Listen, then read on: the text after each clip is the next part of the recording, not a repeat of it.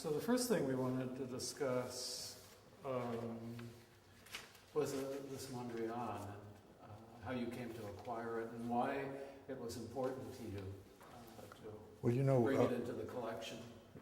Well, we had an important example of de Stijl work. We had a very important Van Doesburg that was given by Peggy Guggenheim through Mrs. Haas's contact with her. And I would have preferred to have gotten like a Trafalgar Square or something, a very late and important big canvas by Mondrian, but of course they were prohibitively expensive. Which at that time meant? Probably $750,000. Mm-hmm. This was an important early work where he had become independent of Picasso and French painting. He was home in Holland during about the beginning of the First World War, where he was stuck for about 5 years. He had gone home because his father was dying, and he went back to a theme that he'd been dealing with, the church at Domburg, which he had painted and drawn in earlier years. And this was a kind of a schematic analysis that has ended up being classified in the world of art history and cubism as plus and minus cubism. Mm-hmm. And it was such a fine example, even though many people who saw it at the time felt that it was only a work on paper and that it was a little smudgy and not as finished and complete as they might have hoped. Anyway, between exchange and cash, we were able to obtain this from the Paul Cantor Gallery in Beverly Hills in, what was it, the year 1970. Mm-hmm. When you look at it today, what leaps out at you? Well, of course, you can see the vestiges of the windows. You can see the construction of the Domburg building here, but you're also seeing that he's examined its energies and its shadows and its dynamics as an architectural thing, which he has transferred into a work on paper that is a reflection of his response to it. Now, he'd been responding to this now for probably 9 years. This was a very affectionate piece of architecture for him, something that he had a grand feeling for, and it was a translation into his own impression of Cubism, which of course relates just around the corner to the Brock. Should we go look at the Brock? Why not? When you say you knew he had an affection for it, could you just say how do you know that? I mean, does he talk? Well, he drew this building so many times in different periods of his life, and he painted it as a realistic rendition, mm-hmm. as well as this very impressionist rendition of just positive, negative verticals and horizontals, which ended up being the pluses and the minuses. Right.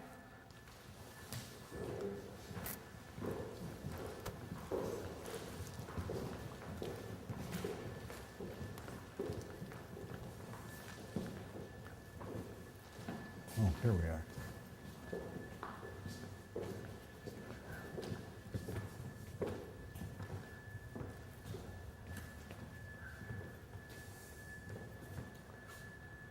And this Brock was acquired when? This is 89. 89. And So it was given by Rita Schreiber in honor of Taft, and they are Los Angelinos. That was a real coup for San Francisco. What is it that you see in this particular work? Well, of course, this is an earlier work. It's the kind of work that Mondrian was very sensitive to. It gave him an idea of a kind of painting that, he admired it, but he didn't want to paint that way. And he was looking at a still life, and he was considering the way each stroke went down, and he was respecting the flatness of the canvas space, and all of this was a part of his own self-tutelage. He was in a large measure learning from Picasso. Now, he never met Picasso. He didn't want to meet Picasso. He was afraid he would be dominated by Picasso. So he was in the Paris milieu in these years, but he kept his distance.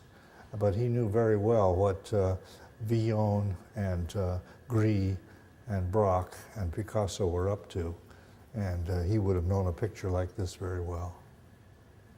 What was the state of the Cubist collection at the time that you were director? Well, I used to have my Braque etching on the wall quite a lot because there wasn't anything representing Cubism in the collection at that time. I had to separate myself from that because I had 2 children in college, and at some point along the line, and I had to lose my Albers and my Braque and a number of other things. Did you have ambitions to acquire some Cubism? Or was it Of course, but again, it was beyond our consideration at that time. We were very happy to get the Mondrian. Let's go look. Wait, before we go with that, Gerald, these 2 paintings were, if I'm not mistaken, in the collection. Sure, they were. So they were. In some sense, there was a reference to later stages. Oh yes, but these are much more mature statements. You know, much more, and they don't do that analytical or synthetic cubist thing that the other Braque is involved with, and they're much more easily understood, I think, and admired. The analytical are a little more academic. And you had these up all the time, I assume? Pretty much always. Now you realize that in the old building that we were more a Kunsthal than we were a true museum. Our permanent collection often was in storage and was used to balance the general exposure, so that prints and drawings and photography, paintings and sculpture were in a constant flow. We often had 50 shows a year. Often. There was a constant hurly-burly of activity, and we didn't have what you would call a permanent installation of the things we owned in an organized fashion until we did the renovation and reopened with half of the museum devoted to permanent collection. So that was, again, we cannibalized ourselves in the sense that we had taken space that was meant for exhibition space and used it for other purposes, including education, and including storage. Let's go take a look at La Femme au Chapeau.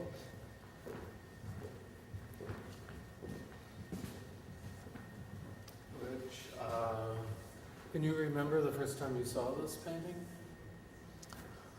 Well, of course, it's one of the most famous paintings. It ranks up there with the Mona Lisa.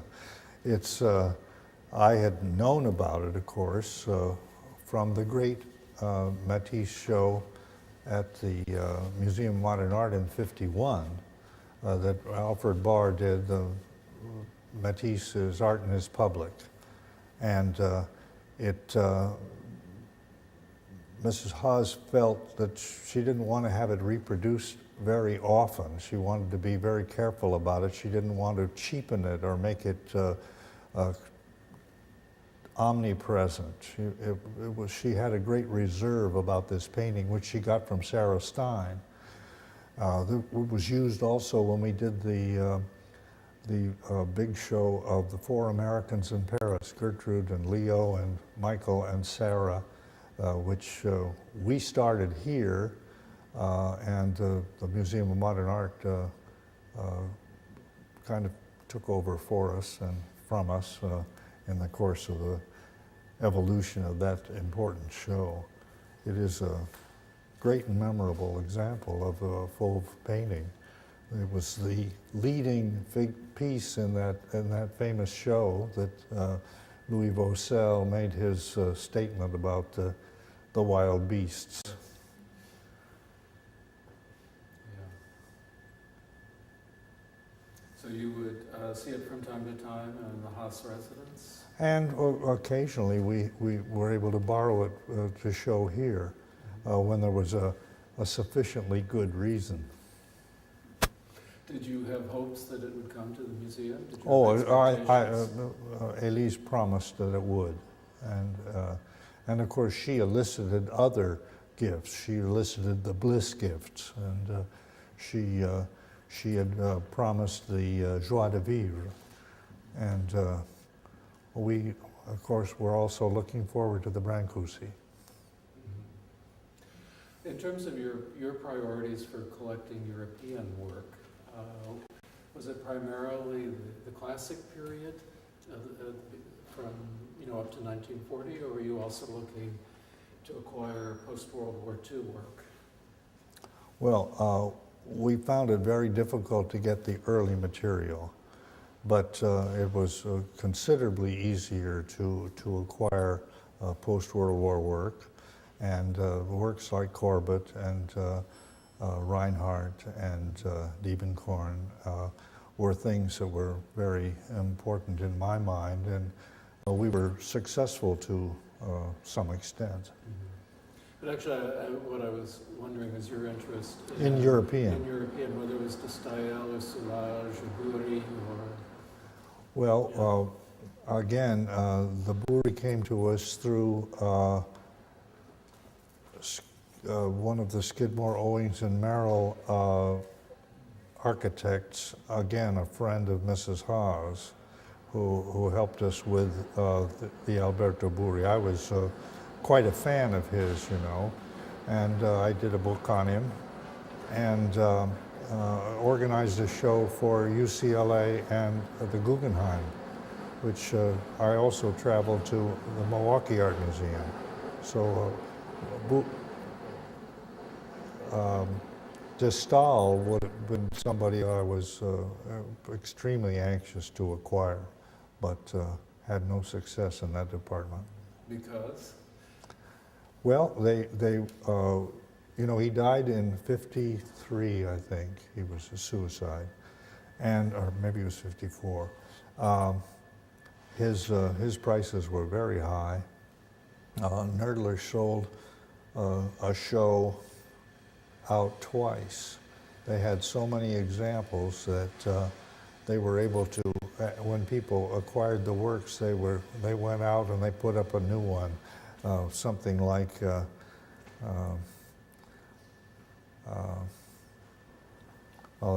very novel way of working. I've never seen it happen before. But he was a very hot number in those days. Were you interested in Dubuffet? Yes, as a matter of fact, on my first trip to Paris, I had a chance to get a Corps de Dame at $12,500. Enormous and important work, but I had nobody who was willing to join me in my enthusiasm for that particular work. Why don't we go around the corner and look at the ARP? Okay. Do we need to restate any of that? Yeah. Are you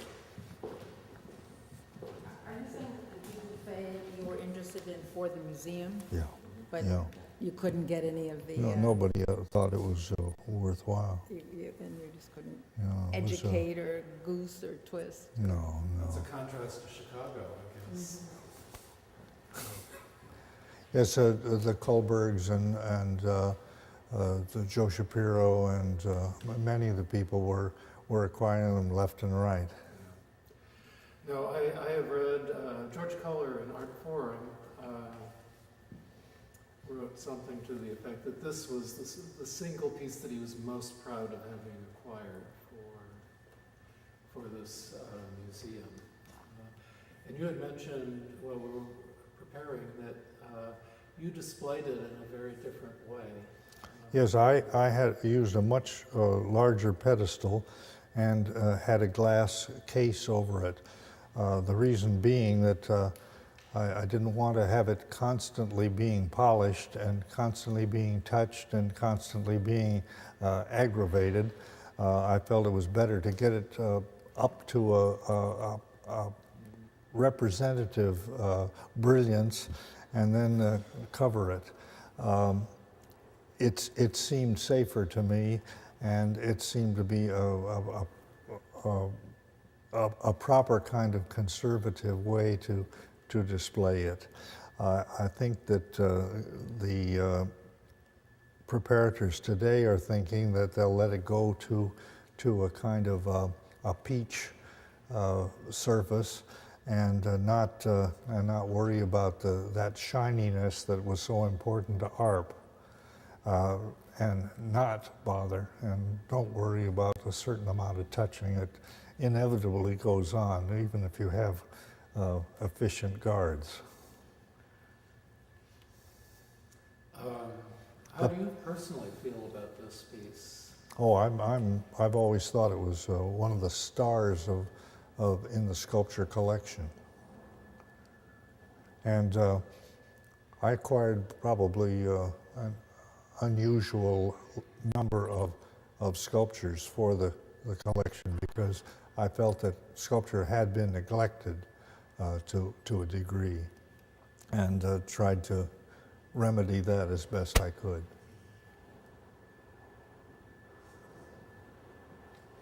Were there paintings or other pieces that you like to contextualize this work with? Well, it would be particularly attractive to add a Sophie Tauber ARP to the collection, and particularly a relief, if possible, because that would add to the Dada aspect of what the institution owns. And after the brilliant Dada show at the Modern recently, why it's quite clear that Sophie was a major figure. Of the works that are up in this main gallery, the historical gallery, how many of them were in the collection? How many of them were familiar to you?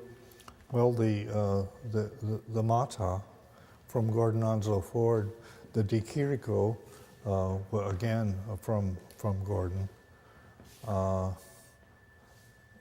The Albers, of course, came to us because of the Joseph Albers in America show that I did at the Washington Gallery of Modern Art, which came to the San Francisco Museum, and Mr. Albers put it in his will that we would be honored with a gift at the close of his life, and it's a wonderful educational quartet to have on view. Why so? Well, you look at the upper left, you have the four squares, and the upper right, the four squares. But in the lower left, you have A, B, and D, and then B, C, and D in the lower right. he was trying to give us the gamut of what could be said with color in 4 examples. Maybe they're a little close together because they tend to associate, but it's a stunning group. When you say A, B, and D, A, are B, you talking about the red? the 4 colors. Yeah. The 4 squares. Right. A, B, C, D, A, B, C, D, and B, C, A, B, D, and B, C, D. I had, when I did the original show, I had planned to have a small room within the first gallery that was only yellow pictures. He couldn't finish them. But I did have a little pad where he had worked on heavy watercolor paper, and he laid out all of his yellows, and he did one little square on this pad that kind of enunciated what he thought were the possibilities he could do with yellow. It was quite brilliant. He confiscated it after the show. It didn't come to San Francisco. It didn't go on the road. It was only seen in Washington. What about Tenayuka, and the study for Tenayuka, the 2 patent? Was that also at the same time? Was that part of the same bequest? It's a more horizontal. That had been owned here for a long time. Yes. Yeah, that was here when I came. Oh, great. Yeah. And then Richard was actually asking about other pieces that were here when you came. Mm-hmm. I imagine this Paul Klee Fragmentum probably was? Yeah, I think it was. This goes back to Wilbur, 64, Wilbur May. Sure. And then, of course, the Riveras. Rivera. Mm-hmm. But not this nice little Gonzalez.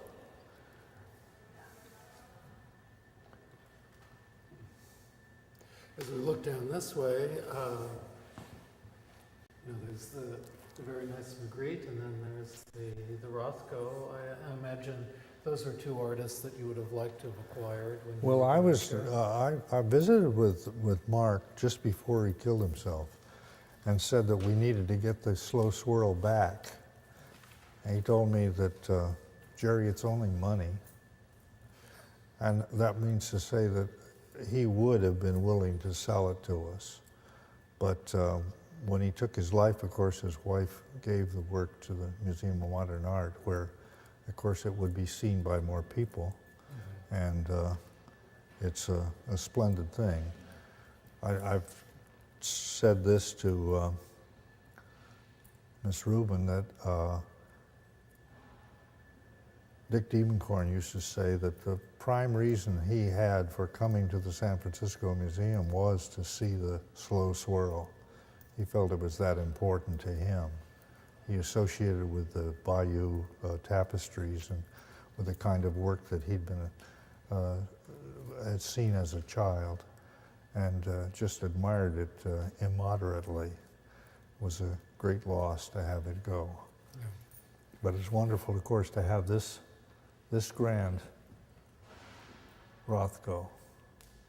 As I understand it, Catherine convinced George that that he ought to have a late, real Rothko, not this very, very large, kind of unclassifiable example of Mark Rothko's work.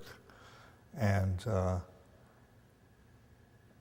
I think that was a disservice to San Francisco and to the museum. And I wonder that a responsible person would have given counsel like that, because it was particularly from the point of view of the artists in the Bay Area, it was considered to be a super treasure, a work of enormous value and influence in the minds of artists and artist teachers in the Bay Area. So it was unconscionable behavior on Catherine's part. It was on a par with the Guardians of the Secret for Pollock. Well, And I Roscoe think had Guardians of the Secret was probably not as well understood then as it is now, but for some reason, perhaps because of Dick's association with the Bayeux Tapestry, he just saw it as a tripartite story, a big story in the middle with renditions above and below that kind of carried the sub-stories and subtext of the great work. It is a wonderful work, and you notice that it's always on view with the modern, and I don't think they lend. In terms of Magritte, did you have, what was the state of the, shall we say, the Surrealist collection at the time you were director? Well, we had, of course, works by Mata, de Chirico, Miro, Tanguy, Max Ernst. We weren't by any means ignoring this sphere. And we had contemporary people who were representative, like Mulliken and Gordon Onslow Ford and Wolfgang Paulin, who fitted in and kind of extended it, because they were very influential artists in jumping the Atlantic between Paris and Mexico and the U.S. But we were offered the Magritte show by the Museum of Modern Art, and it seemed beyond our capacity to handle that show. This is a particularly fine example, I think, of Magritte's work for many reasons. The fact that you might say his whole vocabulary is expressed there in the work, and some of the aspects, like the way he turns the corner there in the sky and lays the comb against that left corner and puts a shadow in. He's using his vocabulary in a new way, and he changes the scale so remarkably that I think that's just a outstanding example.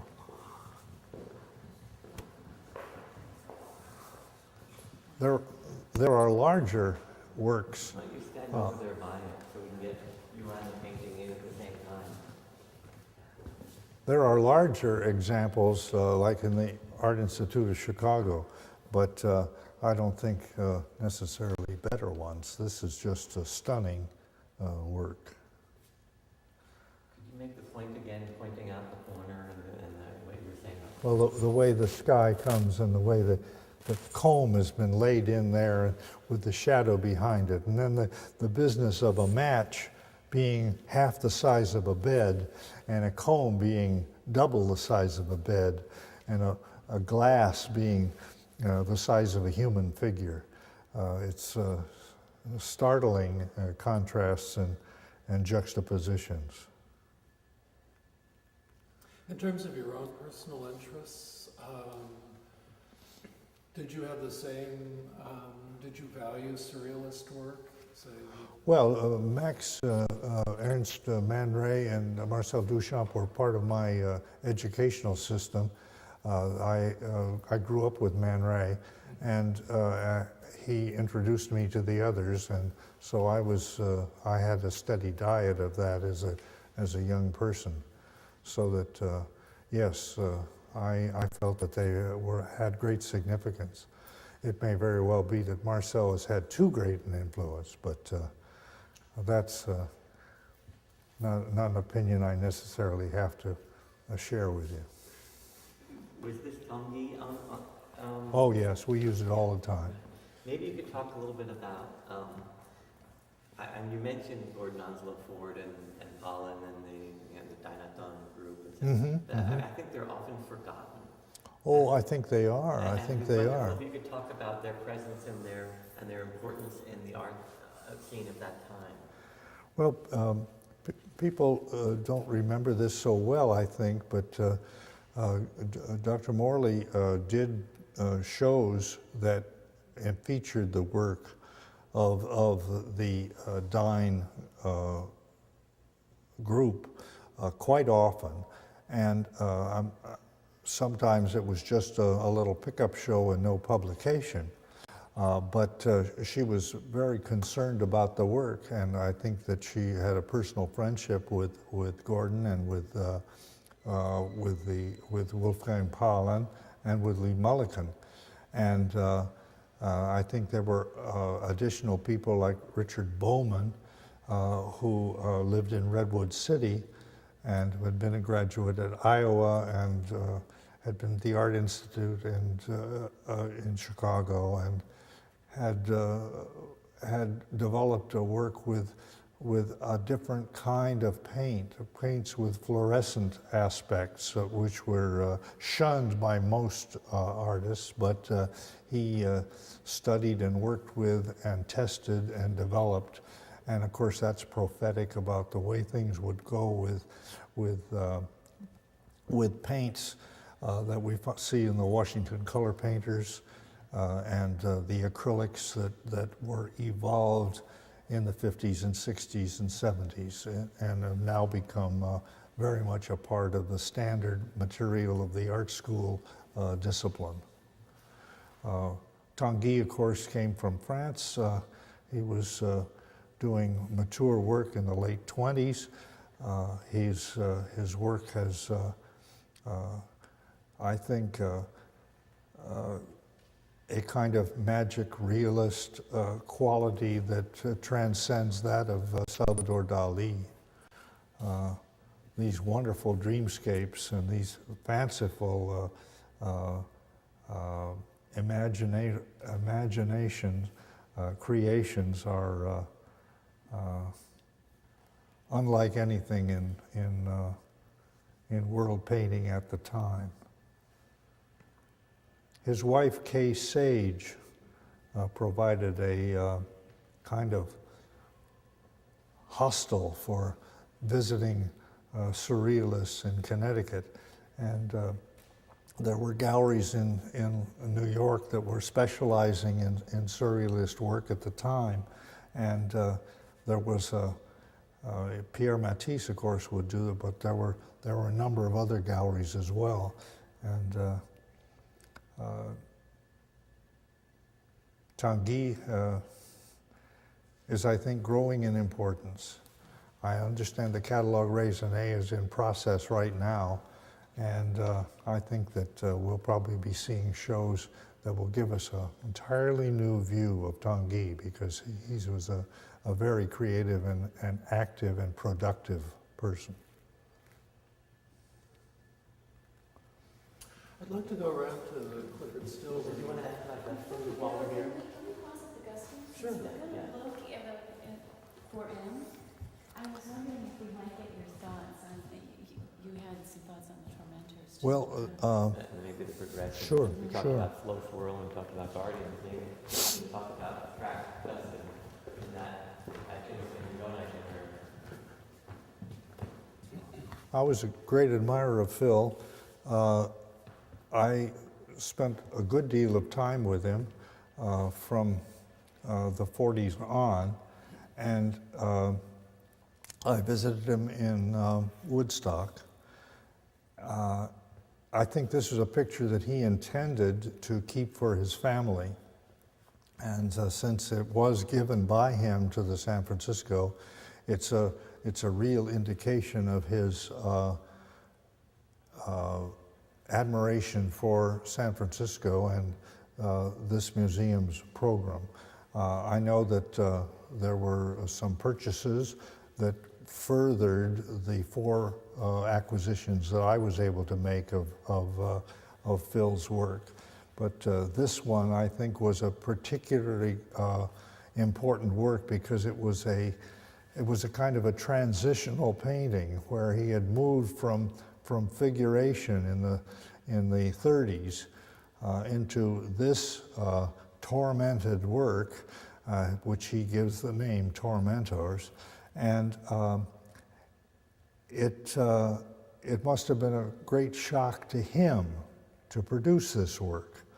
And he reserved it. He didn't let it be seen too many times. He kept it in his own holdings, and then gave it at the what he felt was the appropriate time to San Francisco. A later picture, the white painting, was one of the paintings that I was most proud of acquiring for the institution. We should go over there. Well, would you mind just explicating this just a bit in the sense of, would have this been accessible to a public, and what are we seeing here? Well, he's the three-dimensional figure that he was working with in his mural period and in his Piero della Francesca moment has all been very flattened, has all been reduced to kind of cardboard cutouts. His color he balances his reds across the face, and his drawing does not become volumetric at all.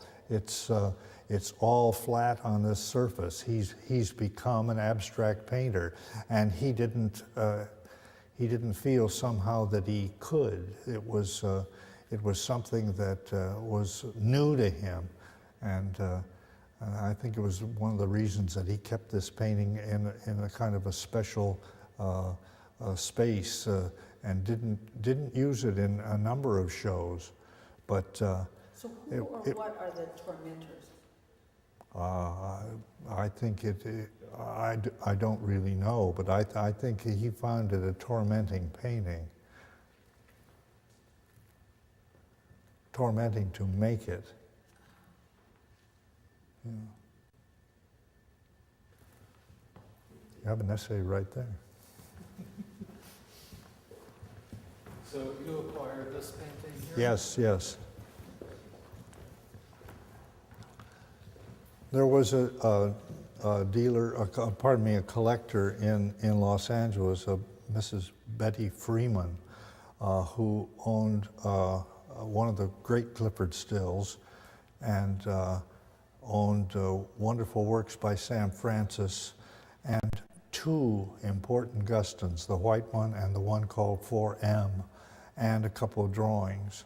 And there came a point in her life which she was wanted very much to place these properly, and we worked out an arrangement where we were able to purchase one of the works, and she would give us the second work and the two drawings.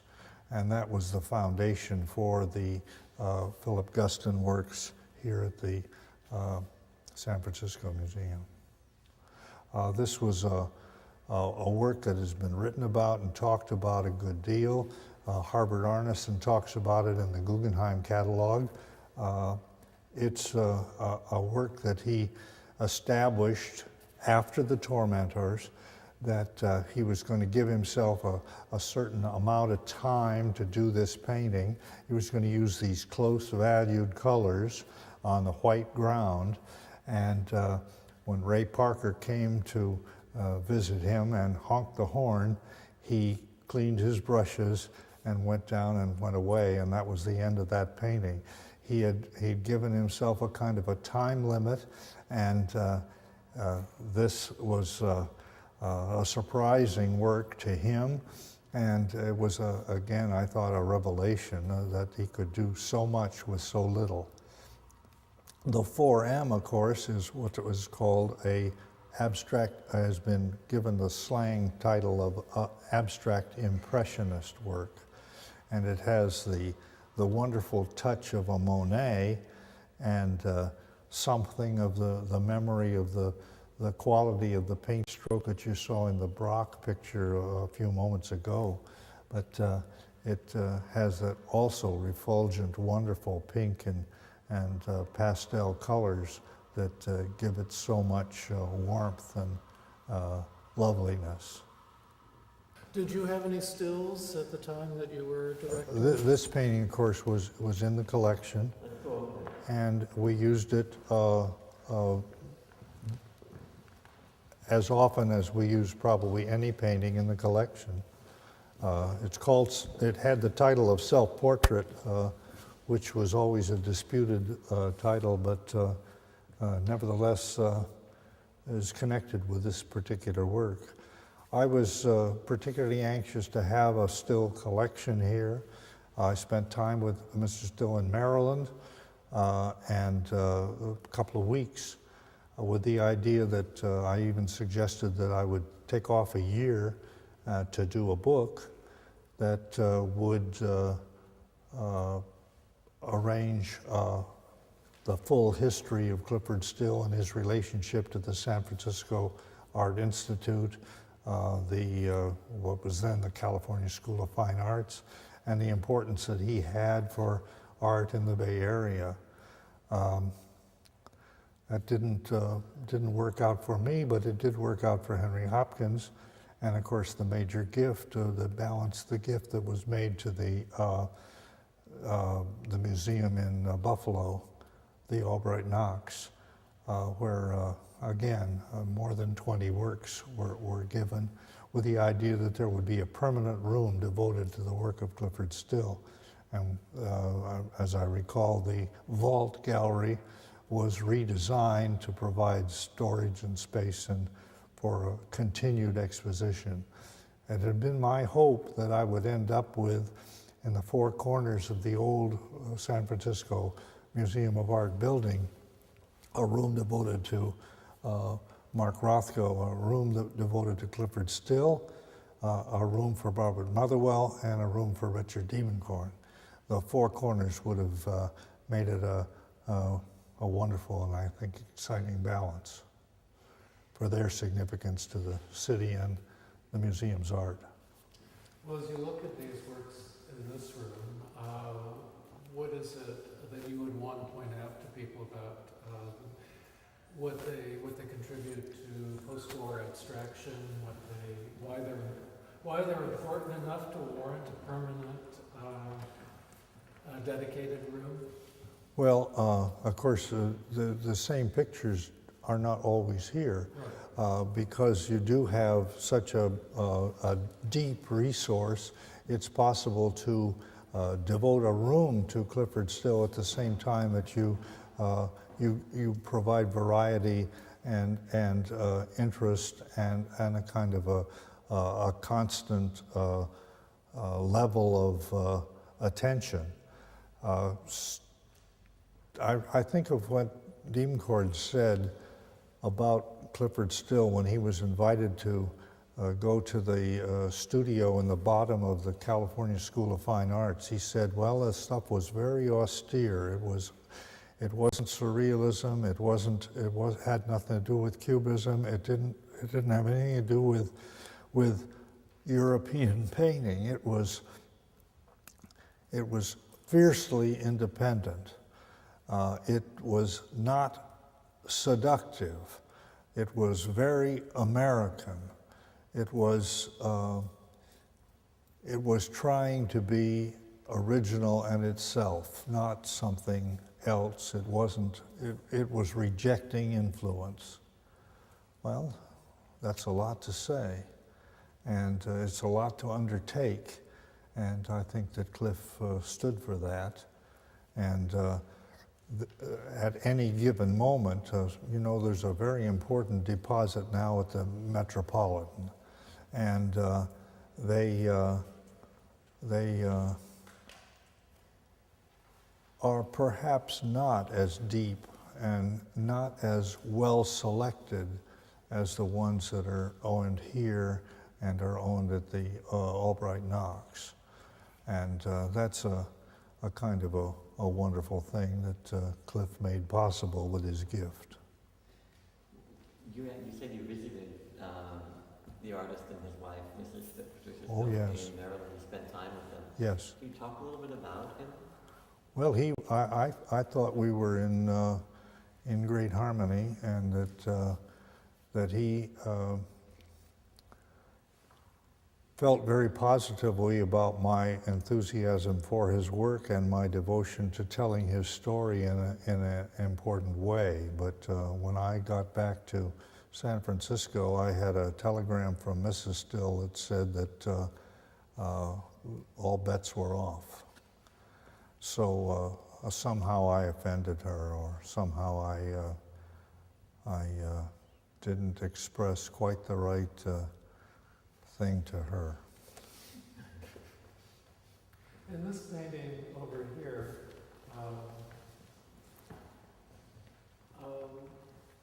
maybe you could talk about what you think's going on with the yellow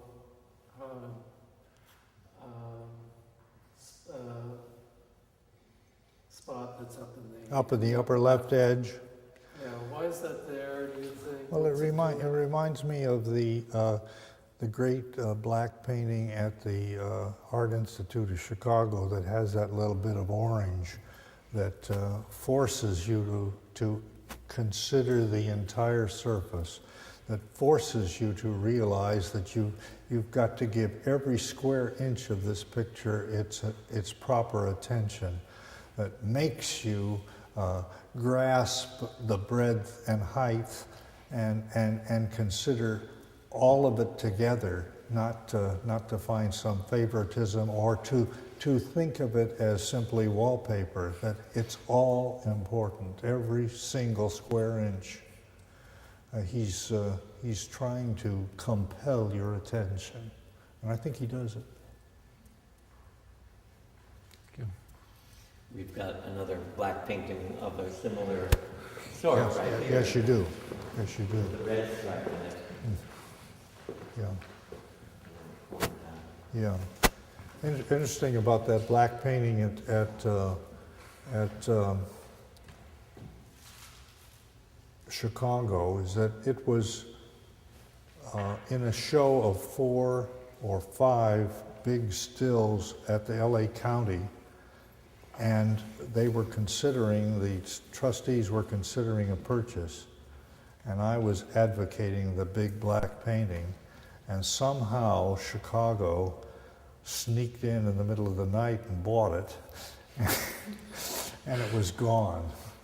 And I think it was a great loss.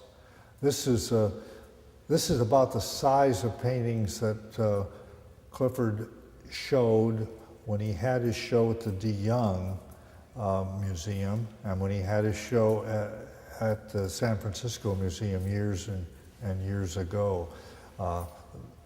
They were somewhere around 6.5 feet, somewhere around 5 feet wide. Maybe you turn around and face the camera in front of the painting when you get close. Come on closer. They were not the enormous size of the widescreen canvases we see elsewhere in the gallery. This was considered in those days a big canvas.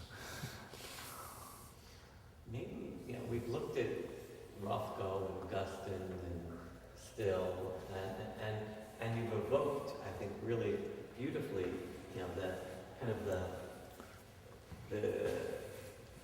I'm wondering if you can make a generality about this generation and what they saw as painting's project. I mean, the drama of what they were doing and how they were trying to reinvent a vocabulary. When you talked about Dick Devonmore going down to Still's lair, and trying to disenfranchise themselves and free themselves from what had come before and reinvent. Dick also went further to say that we went to see the show at the museum, and he didn't get it. And he went back later, we'll say within 2 weeks, and spent a good deal of time there before he was able to say what he said to me about the independence, the being free of French influence, of not being trammeled by the problems of the European artist, of facing the issues that Cliff was bringing forward. I never felt that Cliff had a big influence on Dick's work, but it may very well be that some of the applications with the trowel came from that. And Elderfield has a tendency to think that Clifford was an important influence at that time even on Dick. But I still see the Matisse. I still see that sense of looking for some kind of a sweep that will hold the whole picture together. What was the word that Matisse used? Foray. I can't come up with it.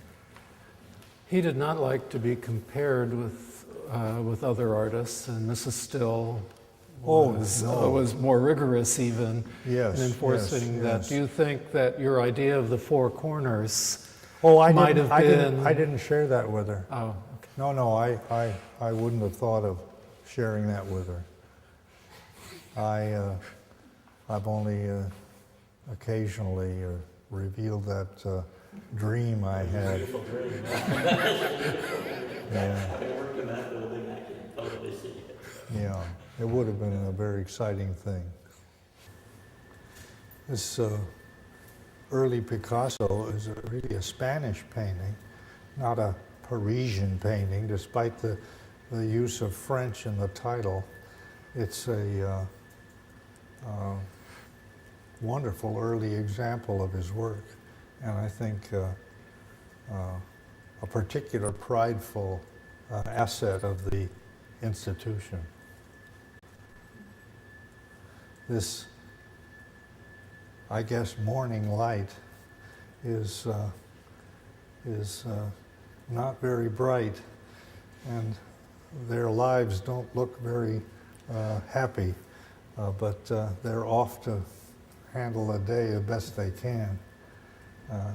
You'll recall there were lots of pictures that were involved with the poor and the impoverished in the first 4 or 5 years of the century, and this is dated 1900 here, but I always associated it with something like 1898 in my mind. I wonder whether it really is a 1900 work. It seems to be because that was the year he first came to Paris for the exhibition, the Universal Exposition that was in Paris, and he had works in the Spanish Pavilion. So he and a friend came to discover the capital of the art world and to see his works in the exhibition and get out of Barcelona and show their wild oats. We actually have, this is an interesting story we can talk about on it. Will Schenck, who was the paintings conservator here, head of paintings conservation for years, and people at the National Gallery. The National Gallery took this for an early Picasso show, and then they x-rayed everything. And the conservator there called up Will and said, "Will, you will never believe what's underneath your Picasso painting." And it's a music hall scene. It's a precursor to the Guggenheim's Moulin de la Galette. Really? Yeah, right under here.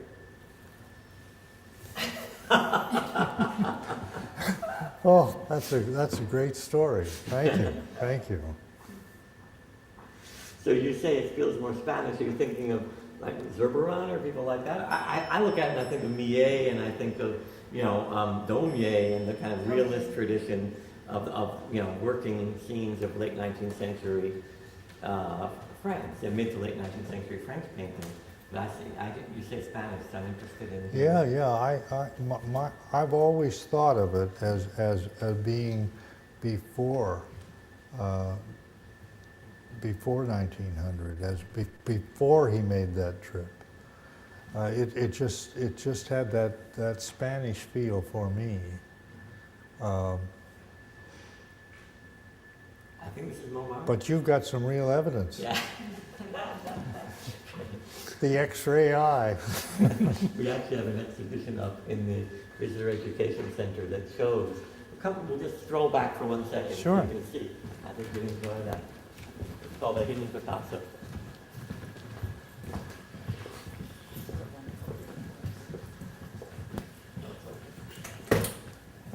Have you been in here yet? No, never. This is a dramatic addition to the museum.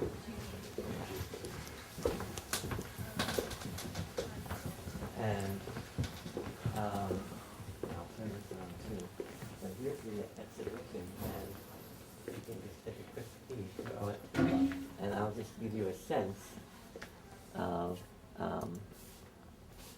see, if you do the X-ray of the image, gradually you see all these other figures that come up in black and white. Right? And that's the actual composition underlying. And then there you can see through the surface there are cracks. You know, there's in the craquelure of the surface of the painting, there are other colors that are faintly visible, especially if you blow up or look under a microscope.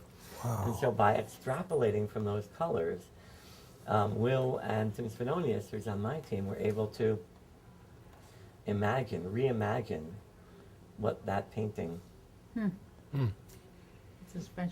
have been. Wow. Stunning. And why would he have covered it up? Well, this was unfinished, and there were a number of scenes and a number of activities going on here that ended up being broken out into other scenes. We'll walk down the hall for 1 second, and we can get a sense of kind of the way we were presenting the argument. At least, you know, he's arriving in Paris. He's documenting all the different types of people, including a woman with children, a la this woman with her child. You know, and older guys, you know, with their hands in their pockets, things like that. And we show some. You're relating to Daumier and I'm Millet. relating to Daumier and Millet because it feels like that's very much the second half of the 19th century, and what he would have been seeing even in the art magazines or journals or in Barcelona. These would have been reproduced, you know, to some extent. Maybe not the Daumier paintings, but Daumier figures and Millet for sure. This is the X-ray. This is the X-ray. Right. Yeah. Right. And this figure here, for instance, there's some speculation that it's a Spanish figure known as La Celestina, who's like the procuress, and in the left corner, and that turns to something else in the Moulin de la Galette at the Guggenheim.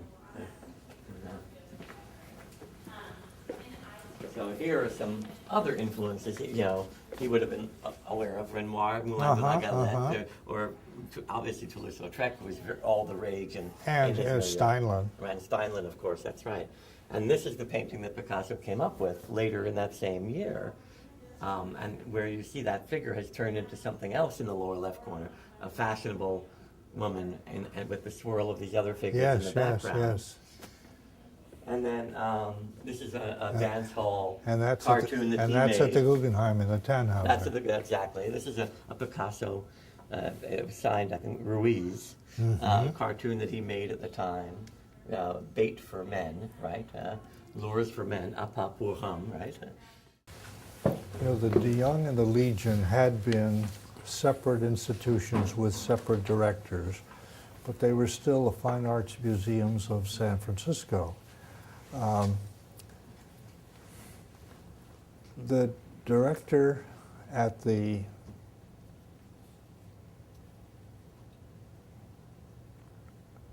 Legion called in an advisor from the Brooklyn Museum in New York City to help him think about joining those two museums. And the recommendation of that advisor was, you ought to be called the San Francisco Museum of Art at your two locations. And so they proposed that we give up our name and they become the San Francisco Museum of Art. Well, I couldn't think of considering it. The idea of San Francisco Museum of Art was the best name I could possibly think of.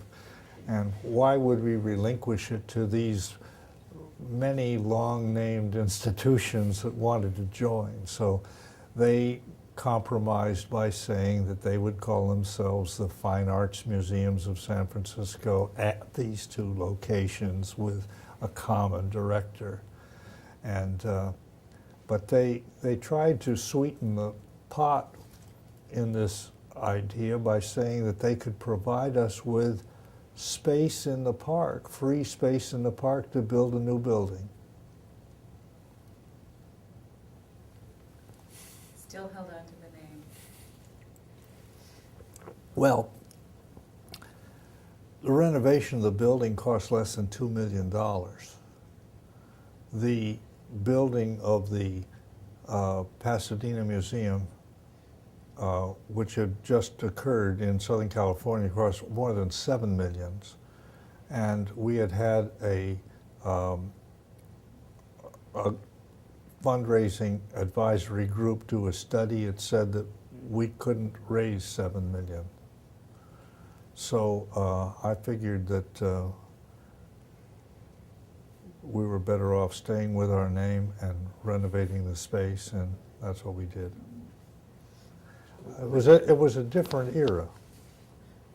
Were they proposing that you actually join them as well? Oh no! If Oh no! you had Oh a no! space in the park. Absolutely not. So you would have been even closer to them in proximity, but with a different name and a space in the park, and then you would have had to then raise the money to build the building in that space. And raise the money to build the building.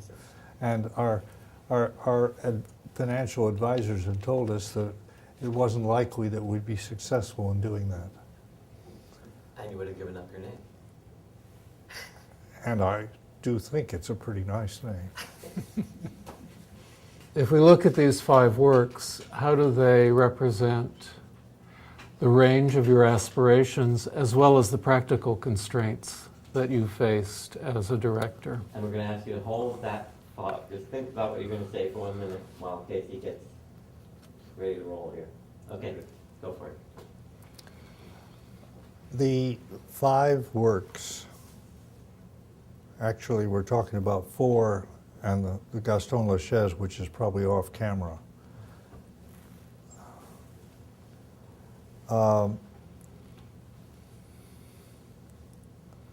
This was the painting and photography of my lifetime. The sculpture, of course, represents an artist that I had been particularly devoted to. I had devoted a couple of years to doing research at Yale and in the Northeast on Gaston Lachaise, so he represented a kind of historical figure. And the works by Guston and Corbett represented the mainstream of American painting. Oliveira represented what I thought of as among the very best painting developed on the West Coast during this era. Mann, a photographer, he went into photography in order to get good photographs of his paintings. He was also an object maker. He was an inventor. He was a very fertile and remarkable person that I spent probably a day a week with for 3 or 4 years in Hollywood, where he was hiding from World War II. I asked him to make me a rheograph, and he did make this rheograph. It is a photogram, that is, it's made without a camera in a dark room with obvious accoutrements, little things he got from the kitchen and things that were available around the studio. I felt that photography was an exciting aspect of contemporary life. I placed Edward Weston as the great photographer of the world at that moment, and I saw Mann as a very exciting creative figure, but I much admired his painting more than his photograms or his photographs. The San Francisco Museum had been devoting space on a consistent pattern for years, and John Humphrey had been doing a terrific job as curator. He wasn't trained in that area. He had just taken it on the way Beaumont Newhall did at the Museum of Modern Art in New York, and convinced Mr. Barr eventually that there ought to be a department. And John Humphrey just, in a sense, made a department that did not exist, function and exist in real time. So I felt that it was something that I should encourage John by giving this Man Ray to my wife, my then wife, and I made a gift to the collection. But I think photography has become an essential part of the program. This was probably the second or third museum in the country to do that. And of course, as history is borne out, why photography has become a kind of ruling aspect of contemporary art in the new century. Looking at the paintings, so let's start with Philip Guston. Before we go to Man Ray, and before we leave Man Ray, were you actually with Man Ray when he made this photograph? No. You asked him to make one for you, but then... No, I think Lee Miller was the only person that went in his darkroom.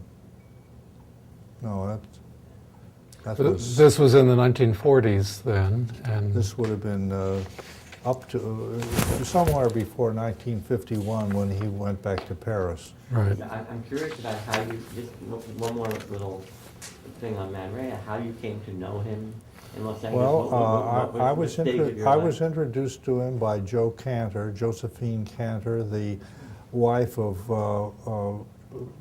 Paul Cantor, and by a fellow named Copley, Bill Copley, who was a painter and an heir to the Copley newspaper chain. And I spent a lot of time with him. I acquired a number of paintings from him, and one rayograph, and one watercolor. And we just spent a lot of time together. As I say, I visited him almost every week for a long, long period of time. How old were you at the time? Were you... I was 18. Okay, so this was like college age. 17, 18, 19. Something like that. And what kinds of things do you feel you learned from him? Well, he introduced me to Max, to Marcel, to all of his friends, and I acquired examples of his books, and examined, studied, and learned from them. And as I say, I got a significant part of my education from that experience. Did you know the Ahrensbergs as well? Well, I didn't know them really, but I was in their house. I saw their collection 2 or 3 times, and they were, they opened it one or 2 days a week, and I think it may have given them some kind of a tax advantage. I'm not quite sure what that's all about. Edward G. Robinson opened his house that way too, every once in a while. And Vincent Price was very friendly and helpful and shared his collection. And there was a little gallery called the Contemporary Institute of Art in Beverly Hills that all of these people and more contributed to the evolution of a museum of modern art educational function in Southern California during my college years, somewhere 47, 48, something like that. And just for the record, I want to connect the dots here, because Josephine, Joe Cantor, Paul Cantor, the dealers, and Paul Cantor, I think, was the source of the church at Domburg. Is that correct? Yes, and the female de Kooning portrait. And Joe then... No, those were purchases. They were not gifts. I understand. didn't she later end up coming up north and Yes, marrying Wright Morris? she married Wright Morris, the novelist and photographer, very, very fine photographer. And Jo has died just recently, or comparatively recently. And she didn't reach 80. Mhm. Did the museum collection have other radiograms at that point? None, at that time. Could you talk a little bit about the reception for photography, the atmosphere for photography in the San Francisco public? Well, I think it was, I think Ansel Adams was very greatly respected. I think photography was looked at as semi-professional, not quite right. Somehow it was made with a machine, you know. It wasn't actually art. It was close, but it wasn't art.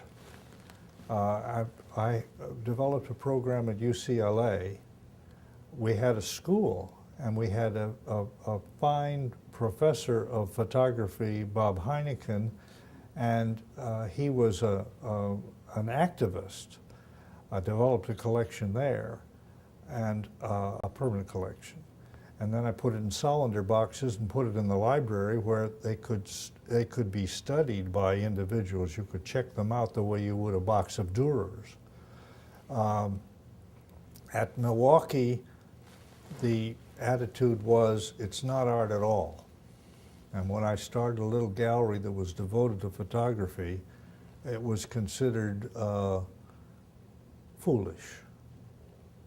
But it's become more and more important, and it's been better regarded. And I think there are fairly few people nowadays that take the attitude of 40, 50 years ago that it was made by a machine and not by a person, because there is a difference between an Edward Weston and a Moholy-Nagy,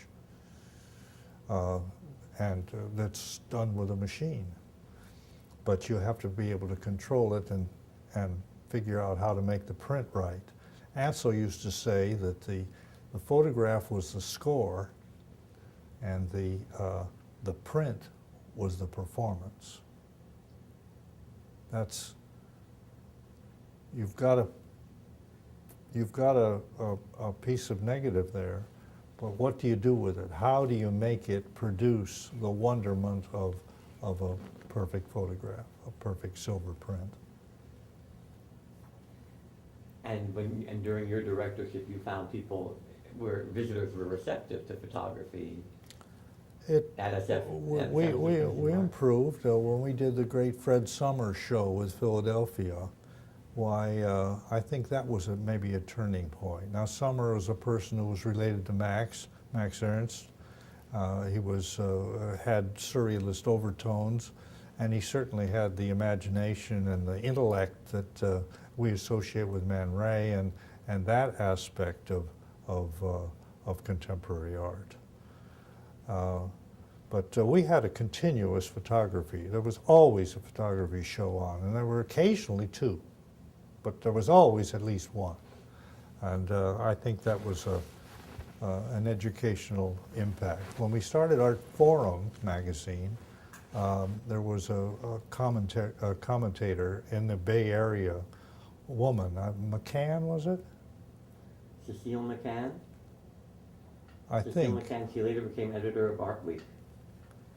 That made a great deal of commentary and helped a good deal in improving the climate for photography. Yeah. Did you visit with local photographers while you were a director? Well, we made a show for Win Bullock. Now, actually, Humphrey did it, but I raised the money for the catalog, and we were, oddly enough, in that case, we went into a second edition.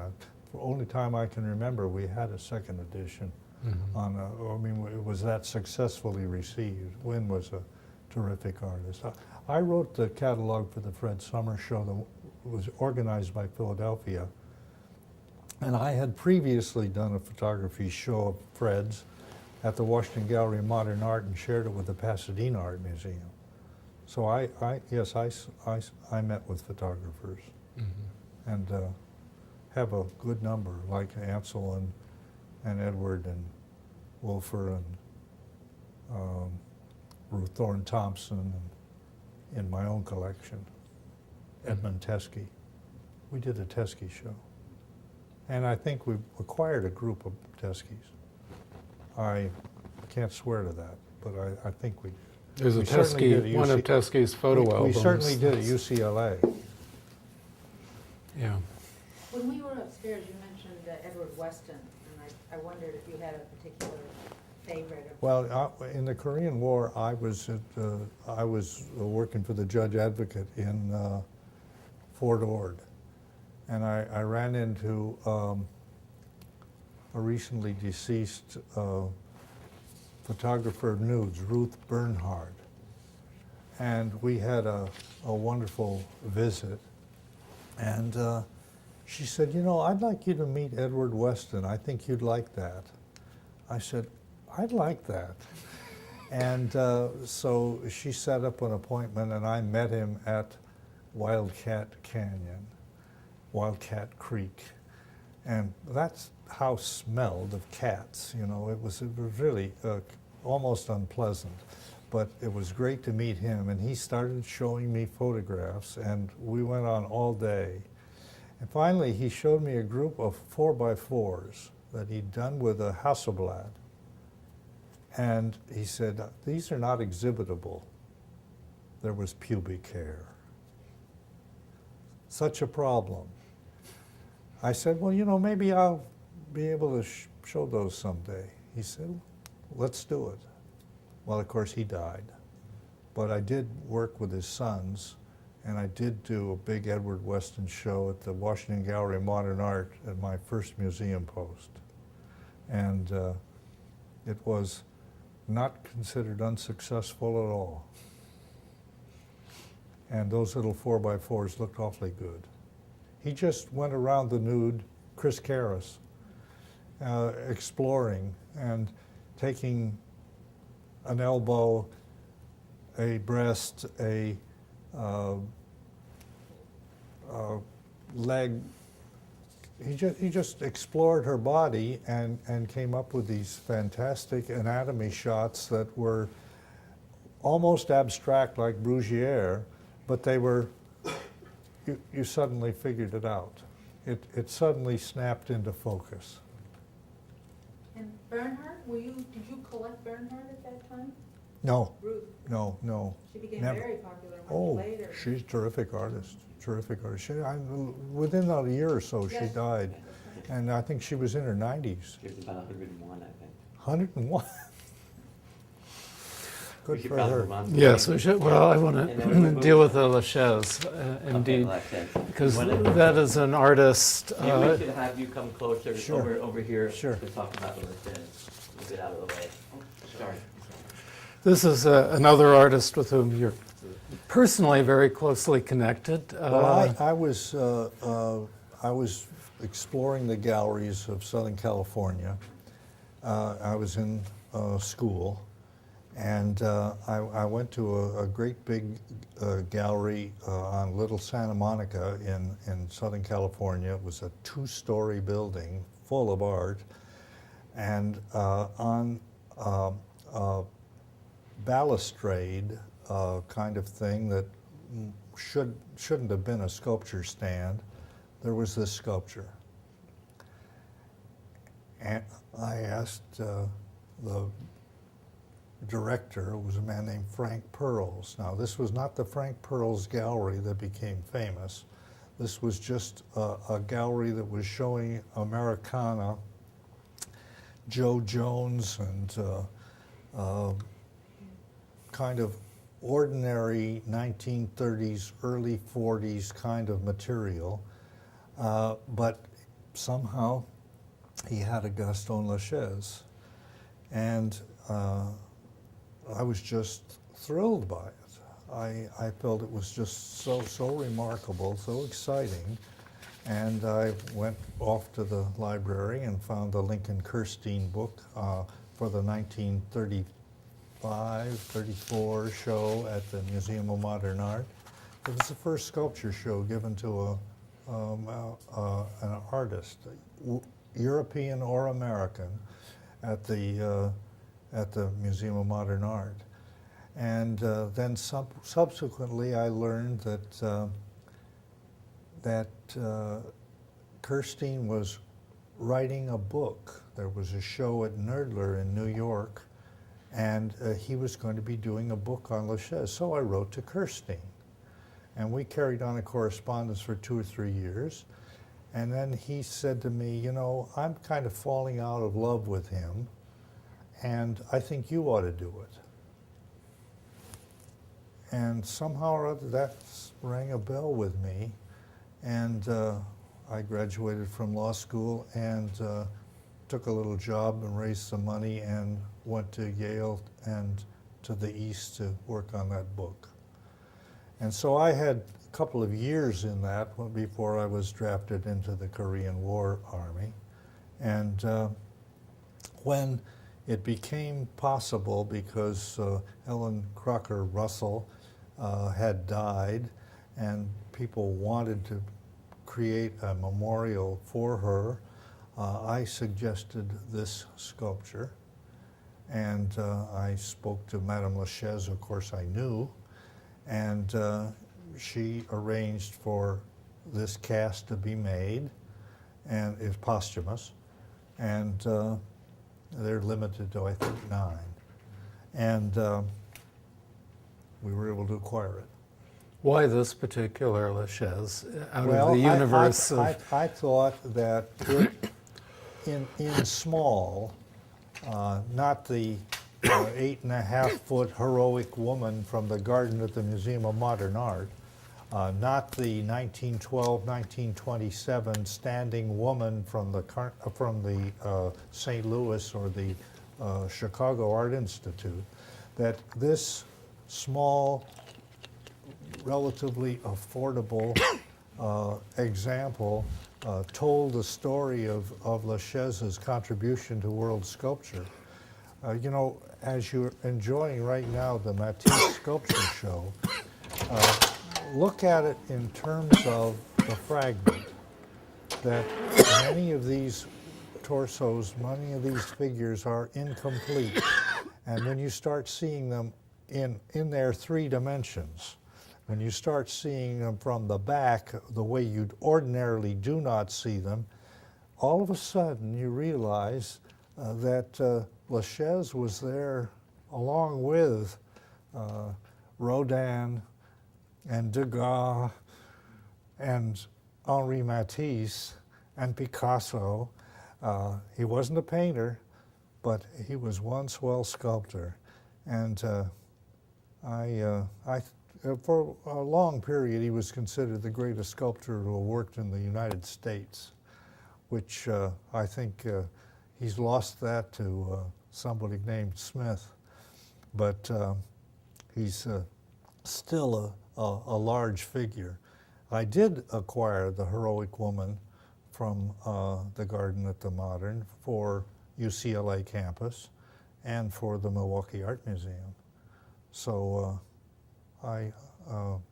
if I had thought that I could have swung it, I probably would have gotten a larger work, but I had a limited capacity, and I tried to get the best that I could get for the available cost. Well, so it was budget rather than exhibition size, exhibition space? Oh, yeah, it was budget. It was budget. It was something that that could be sold. Yeah. You did not have a sculpture garden at the No, old building? no, certainly not.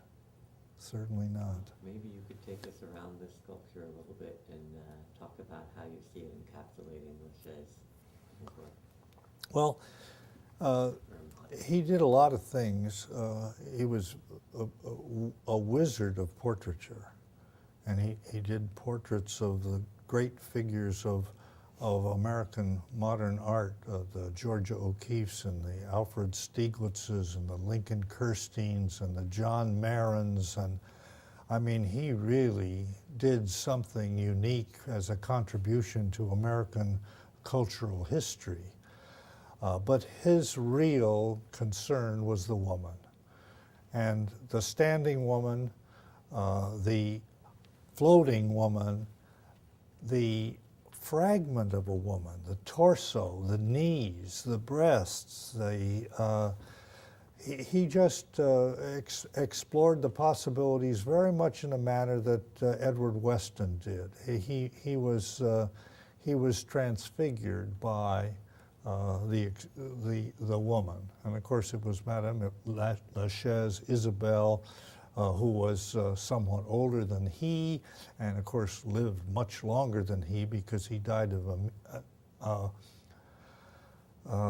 the blood disease, leukemia, at only 53. He did not produce anything like what he was capable of doing. He just had gotten fully started. And in many cases, for example, the heroic woman in the garden at the Modern is the only cast of that was made in his lifetime. And he was very proud of that. But he sold it to Winslow Ames for $1,000. $1,000 wouldn't pay for the casting. Why did he do that? He did that because he owed $1,000 on the casting that he hadn't paid, and they wouldn't take another work from him that he had a commission for from Mr. Rockefeller until he paid off the first one. He was known to take things to a hock shop to get $25 to take Madame Lachaise to dinner. And of course he lost the little tab and never went back to get them. So you should look in those hock shops. Good things. It really is his complete statement of the woman. Now, of course, there is a 7.5-foot version of this, which is beautiful and impressive and used to be against the wall, ivy-covered wall at the Modern in the garden, but hasn't been shown since next to the last renovation of the building, when it was shown at the top of the staircase. But I really think this is, in small, a more successful and more satisfying piece, and there's plenty of room for it. Well, this is the style that somehow Art News characterized as Phil Guston's abstract impressionist manner. And of course they were making reference to the idea that he has a kind of a brush stroke that would recall the work of Monet in the great water lilies pictures, and in some of those great church facades and such. It is an abstract painting dedicated to his wife for M. It is saturated, strong, and wonderful color. It's a pretty picture, but it's also a glorious piece of paint. I mean, he's enjoyed himself. This was no torment. This has been a pleasure. There's a kind of a sensuous enjoyment in the way he's applied the paint that he communicates with enormous success.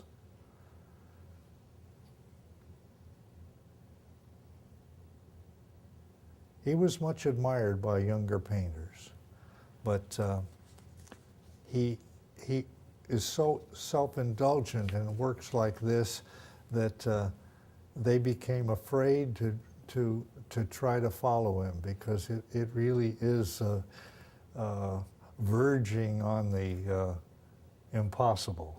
What do you mean by self-indulgent? Could you Well, explain he's that a little?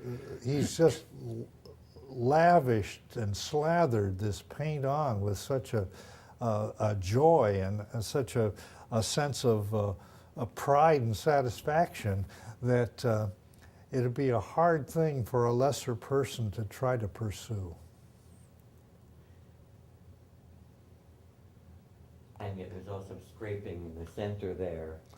Oh, that doesn't mean he doesn't make adjustments, sure. Because I'm sure that he built up too much and felt he had to show a little sign of restraint. But even in the so-called background, there's the wonderful touch, the sensuous quality of the pigment itself. And he doesn't bother about perspective, he just slathers it on. A very, very wonderful picture. And what a balance to the white painting, with the austerity and the simplicity and the restraint that it had and the abandon that this has. Why isn't this up? You know, there's a finite number of works that are up at any given time, right? Yeah, right. Okay. Lisa, do you have any questions about this? I was going to ask you about how you feel Guston has held up. Well, I was talking to an artist at that jazz party the other night, and he said, you know, when he couldn't even think of the artist's name, he said when he went to doing those shoes, and he was talking about the late period of Phil Guston, he said, I couldn't stand him. And he says, it's just funny how much better his pictures have gotten as I get to be smarter. He finds them, I think, and this is the artist community talking, not the ordinary bus rider. The ordinary artist feels that they have learned something from Phil Guston about integrity, about responsibility, about holding himself to his own standard. He eventually decided that while he's not unhappy with this work, that this was not telling the story that he needed to tell. And he went back to dealing with the Ku Klux Klan and with some of those things that he'd suffered with in the 30s. He went back to some of the themes that had been a part of his political and social vision as a young man, and wanted to express those as a mature person about dissatisfactions with contemporary life. And they're very powerful works. Now, the three works that you have at the head of the stairs, those are on another plane. That's a spiritual statement, I think, about nature and about response to landscape. But those figurative things are quite wonderful. Are there examples in the collection? Absolutely. So from the 4, Flatland, we've gone to maybe 10 or 12. It's a delight. And the same palette and much the same brushwork, but with all of that re-injected subject matter. Absolutely. This, I thought, at some point was considered sentimental or Pretty. pretty. That's right. So I'm interested because you talked about the abandon of the lush abandonment of the brushwork, and how many people would dare to do that. And I think of actually what came to mind immediately was the Joan Mitchell that's on the wall up in that gallery, right by the Rothko. Joan's a great artist. Terrific artist. And I saw 5 at the Young yesterday. Chime and Reed are loaning things now. The estate has finally been straightened out. I guess the French government has been paid off.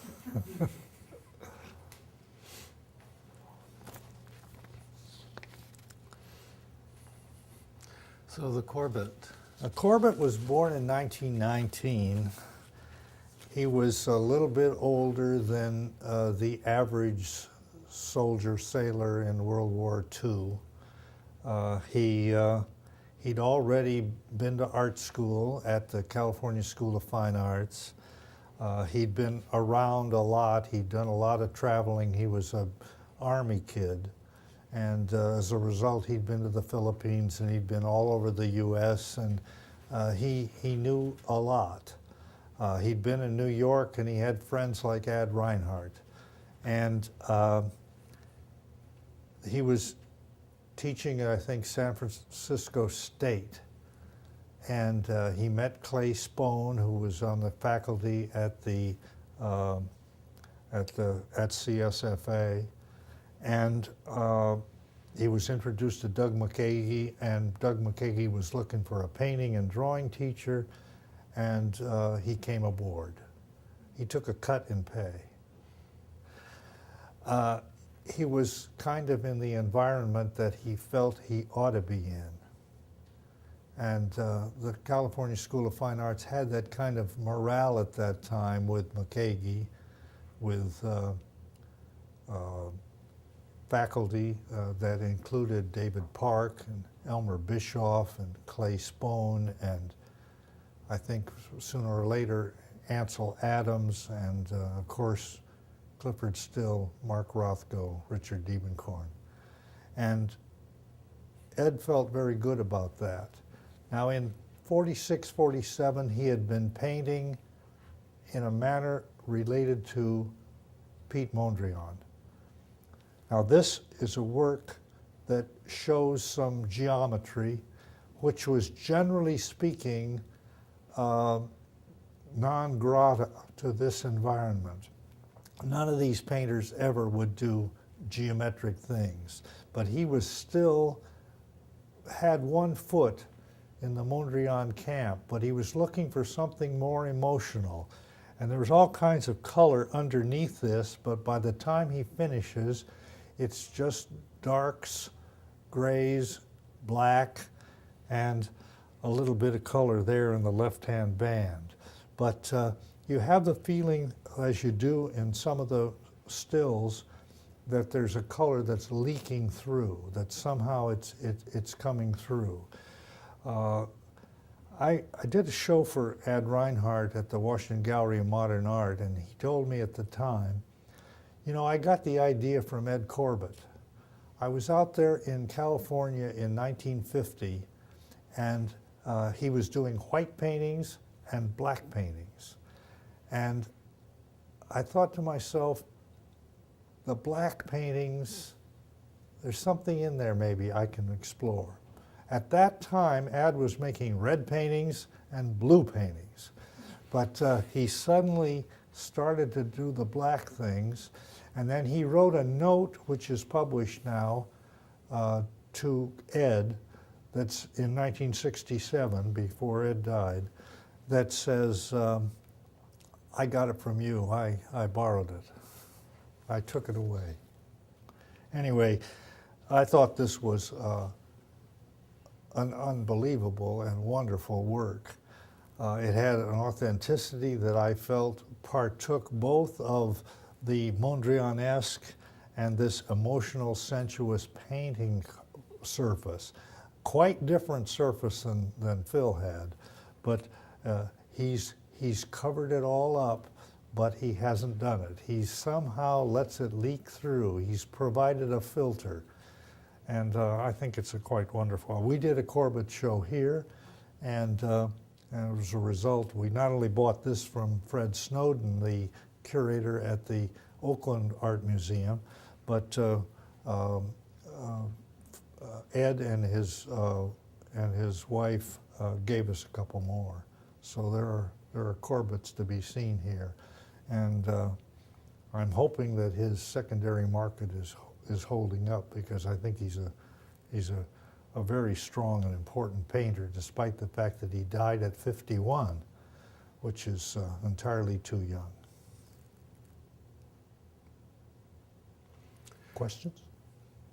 Well, I was, since you were based in Los Angeles for so many years, were you also interested in the work of the abstract classicists, McLaughlin and Well, I Friedelson? wasn't much interested in Lorser or Benjamin.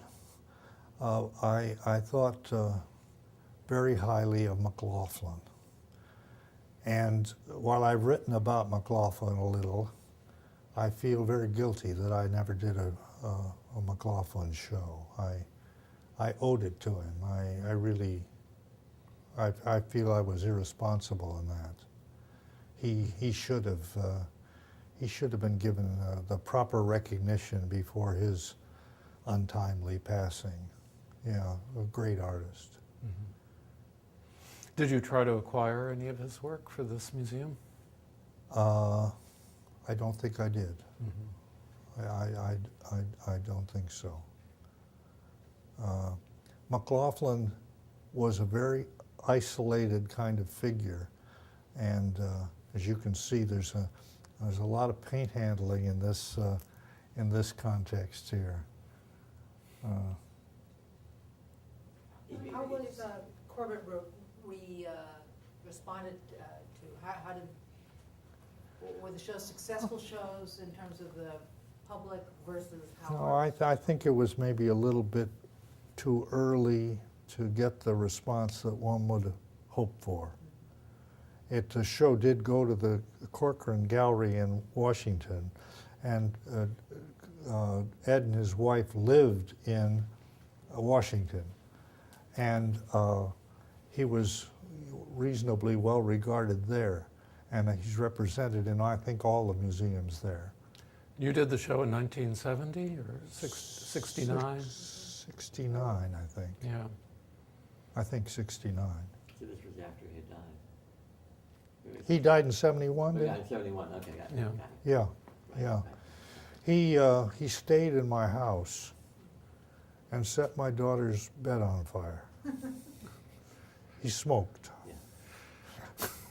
I mean, to what degree were you, I mean, because if you're thinking, if we think 69, 70, we would be, I mean, pop art would be at its apex, and conceptual art and the new political art of the 70s would be just entering into Yeah. view. So Was there still interest in this kind of work? It wasn't a perfect time for Ed to be shown. I mean, there was also color field painting, you know, Litchi, Well, people like you that know, were being we- shown at that yeah. time. We did do Olitsky, and we did Gene Davis, and we had all of my color painters that I'd had in Washington were represented in the collection by gift. So, you know, there might be a little bit more of a pathway in, but this still feels much more sober, somber. And Well, this is 50, remember? I know. See, this is- In this- terms of the reception. Yeah. Right. Richard's question of Mhm. you know, how it would have been received in 1970. Yeah. You know, is there anywhere in the field that gives people kind of the hooks to get into art like this? There you go. Yeah, right. There you go. And then how about a similar question to where we went with Gustin is how do you think he's regarded today, and comment on how his reputation, how he holds up today? Well, I thought I responded to that from Richard the. Corbett. Oh, for Ed. Oh, I'm sorry. I misunderstood. I don't think he's been getting much exposure, so I'm not sure that people are responding. And this is not on the wall upstairs. That's one way to get a response, is to put it up there in the right context, say next to the Ad Reinhardt. I didn't see the Ad Reinhardt either. Not up right now. Uh-huh. Well, We need more space. We got a big building, we need more space. Let's go to Nathan.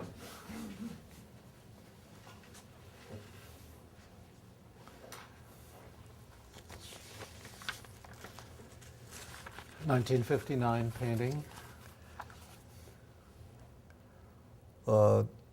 Nathan had been in a show at the Museum of Modern Art called The New Image of Man.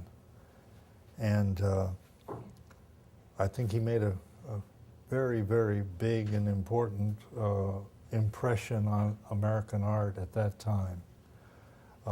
It was the period that struck me as most desirable, and as his work evolved, I came to feeling that I didn't want to get something that was of this moment, of the moment of the purchase, but of the earlier era, and Nate didn't have them to sell. They had really gone. So this was acquired from a dealer by trade in a strange situation where we had an experimental abstract painting by Oliveira in our holdings, and we were able to trade on an even basis the experimental abstract painting, which we didn't use much, for this iconic example of his most desired period at that time in his development, Adolescent by the Bed. He's obviously using abstract expressionist paint technique, but he's also evoking geometry, figuration, environment. His color is very carefully tempered. It's not very rough. He's used this mostly the grays, a little black, and the red. We have to remember one of his major influences was Max Beckmann. He studied with him at Mills College, and he got an idea of composition from Max that I think was a very sophisticated one. And even though it's very subdued, it's a powerful and effective statement. Of the Bay Area figuratives, you've pinpointed Oliveira and Diebenkorn, of course. Well, I wonder I don't really put Nate in that group. Okay. I see Nate as even though he touches on that, and you might think that he's associated. He's not Elmer Bischoff. He's not David Park or Dick Diebenkorn or any of that group of people that Paul Mills showed in the show at the Oakland Art Museum. He was a different person. He really came more from Beckmann in the European tradition, but with the American accent of paint. And could I just ask you, I was going to ask you earlier, to be more specific about that? I mean, do we see that here? I mean, what is the ode to Beckmann or the Well, I think it's in the balance of the color.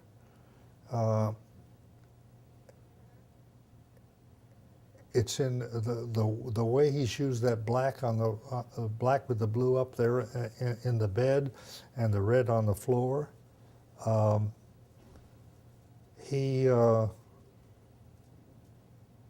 His color has a kind of a symbolic ring. It's as if he's trying to say something that's emblematic. And this indifferent application over here is he wants you to look at that figure. He's focusing you. He's not commanding your attention to the left side the way Clifford Still would. Mm-hmm. He's got another handle on things. But I was very proud of this picture. I thought it was an acquisition of real significance to the collection, and I'm happy to see that it's been reproduced and loaned and used a great deal. I think to follow up on Lisa's question about Beckmann, I think also the centrality and the verticality of that central figure, that kind of axis, right, dead center, feels like a Beckmann. Like if you think about Beckmann self-portraits or things like that, and along with the black. Yeah. But then this is all something else again. Oh, absolutely. And how he conveys the face with just a suggestion of an upper lip. he gets that face to you, and you believe it.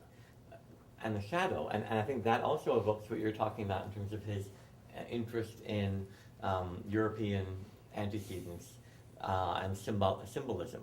People like Redon or Eugène Carrière are coming through that face. Well, you think about his lithographs. You know, we did do a show for his prints, for his lithographs. I think John Humphrey did it, and I think it's a small publication. And I've written a couple of catalogs for galleries for Nate. And when you go to his house, what do you see? You see African art, you see prints by Beckmann, Carrière. He carries his heart on his sleeve. And yet there are these moments like that, you know, of just the unbridled color. There's so much else that's muted. And then you have to get explosive eruptions from here. Now we've omitted only one thing: the Raoul Haig. No, We're gonna go. We have one more room to take. Yeah. Are you up for it? Well, sure. Because we have the Motherwell, the Dieven. Signed right on the, not like Edward. Edward would sign below. He put it in ink right on black on black. So what do you think he was using here? You've looked at this enough. It looks like Well, there's a pair of opera glasses, and I think that these things they're either jewelry or things that Julie owned, or they're things that were around, like a little mask, or what is that, grater or something.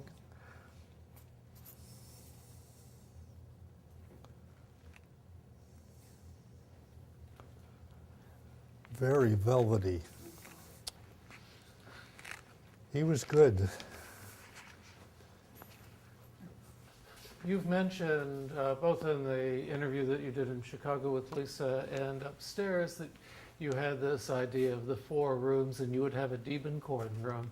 And I wonder how this painting was going to fit into your conception of the Diebenkorn room. Well, this is a picture I had not seen before the shipment arrived for the big Diebenkorn show in the main gallery at the opening or reopening of the old space on Van Ness.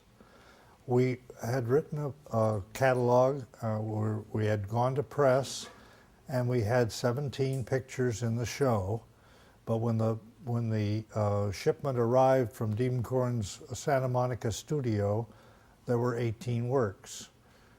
And this was, to my eye, the best example of recent work that he had yet produced. And I immediately told a couple of board members that it was something that we should definitely arrange to get. This is what, number 54, 1972. Dick usually worked 3 months on a picture. Sometimes a picture would come fast, but generally 3 months, and usually a year before he would let it leave the studio. This was a situation where we had chosen what we wanted, the 17, which was about 24 months' work.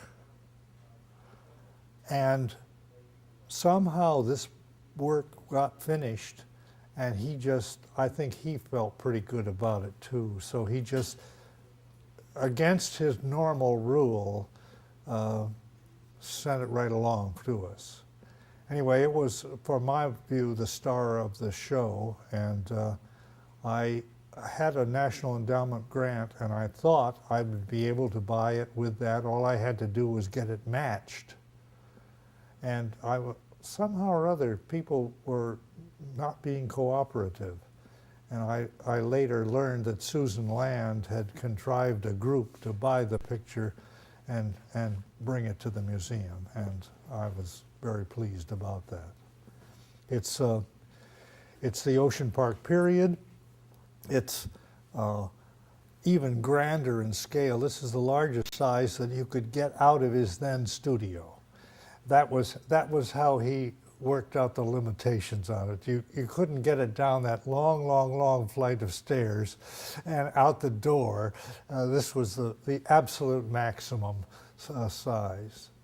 And So could you explain a little bit what particularly about this painting was so luscious to you, was so well, I moving? guess it's the combination of the scaffolding and the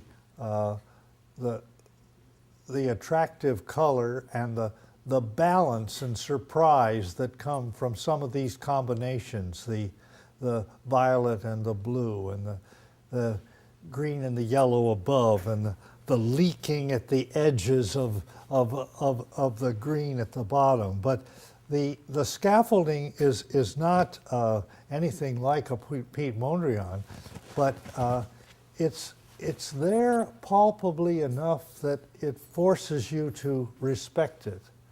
It forces you to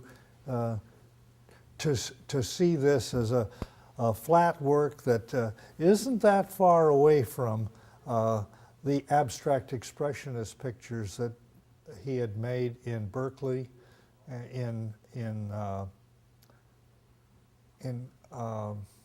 Urbana, and the wonderful things that he did in Albuquerque.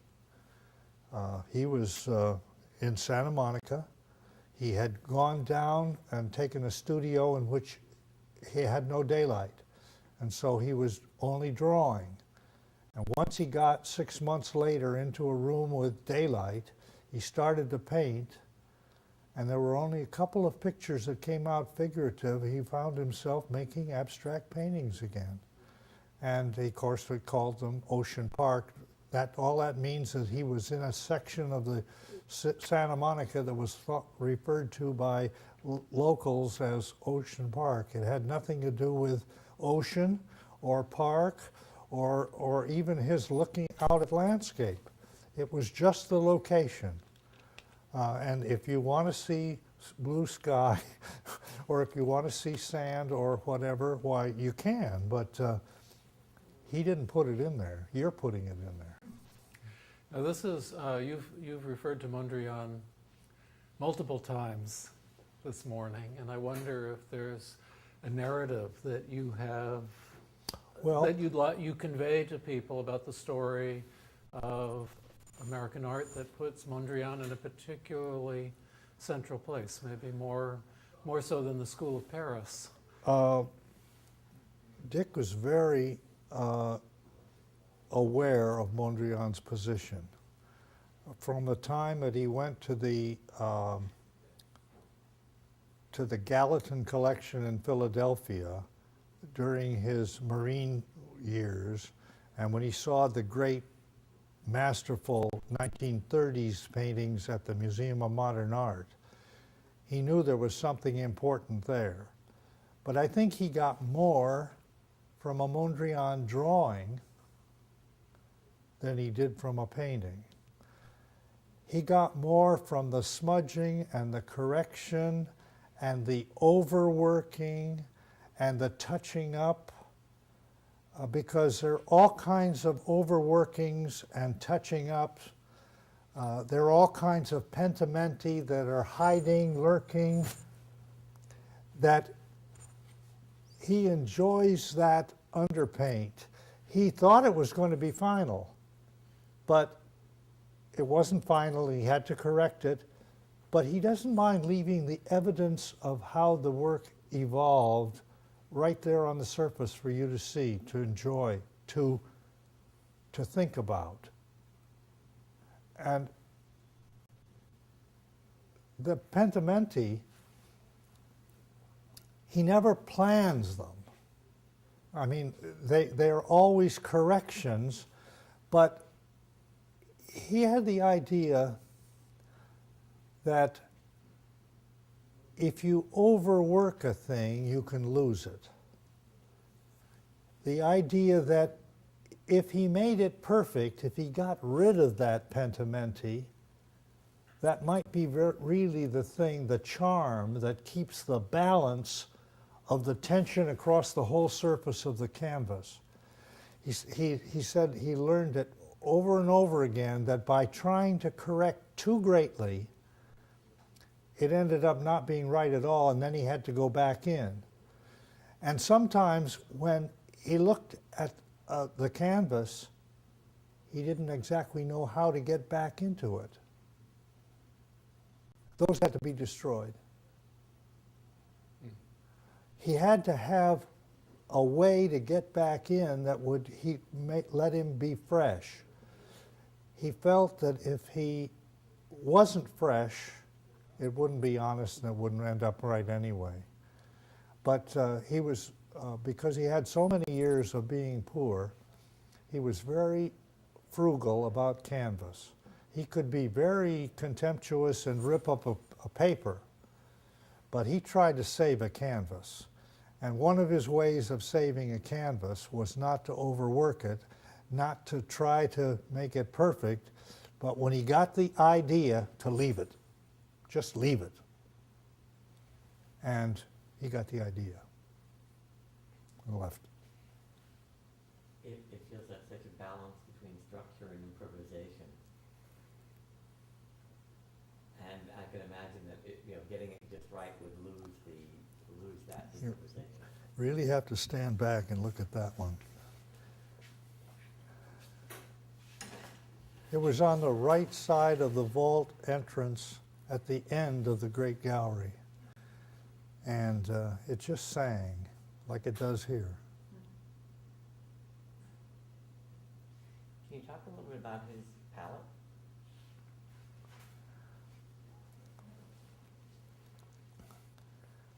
Well, you know, there's a fellow who wrote a book called Sunshine Muse. Can't think of his name right Peter now. Plagins. Peter Plagins. He writes for a magazine now, I think, like Newsweek. Yeah, I think so. He said he thought, he said pretentiously about all artists, thought of Dick Diebenkorn as Mr. Beige. That is to say, he painted sand-colored pictures. Well, you know, that's one of the things that I find very hard to understand, because each picture has its own set of chromas. Each one has its own identity.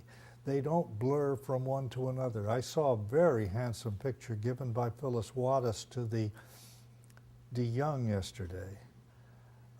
It's a very handsome Ocean Park picture, given I think in 2000. It's in the family structurally, but color-wise it's an entirely different experience. And that kind of search is what Dick was about. If he had thought that he had a palette that was recognizable, it would have changed. And one of the things that I think gives you a little insight into that is that almost every year, up until the last few years when he had to give up canvases, he did a black picture. Almost every year. And you look at those abstract expressionist pictures, there's always a black picture. It's as if he cleared his palette. He got himself into something again, and he was going to start over. He was prideful of that, I think, that he didn't have, as I think, as colorful as Matisse is, there is such a range from canvas to canvas. One of the things that Matisse wrote that I think Dick adhered to was he said, if I were doing it again, I don't think I ever would paint a picture again the way I did it. It isn't that I disapprove of that, it's that I'm working on something new now. I'm working on, and he said again, I've never been afraid of being influenced, but I think I triumph over the influence and make it my own.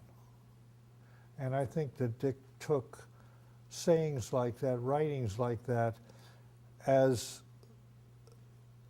the discipline that he had to live with himself.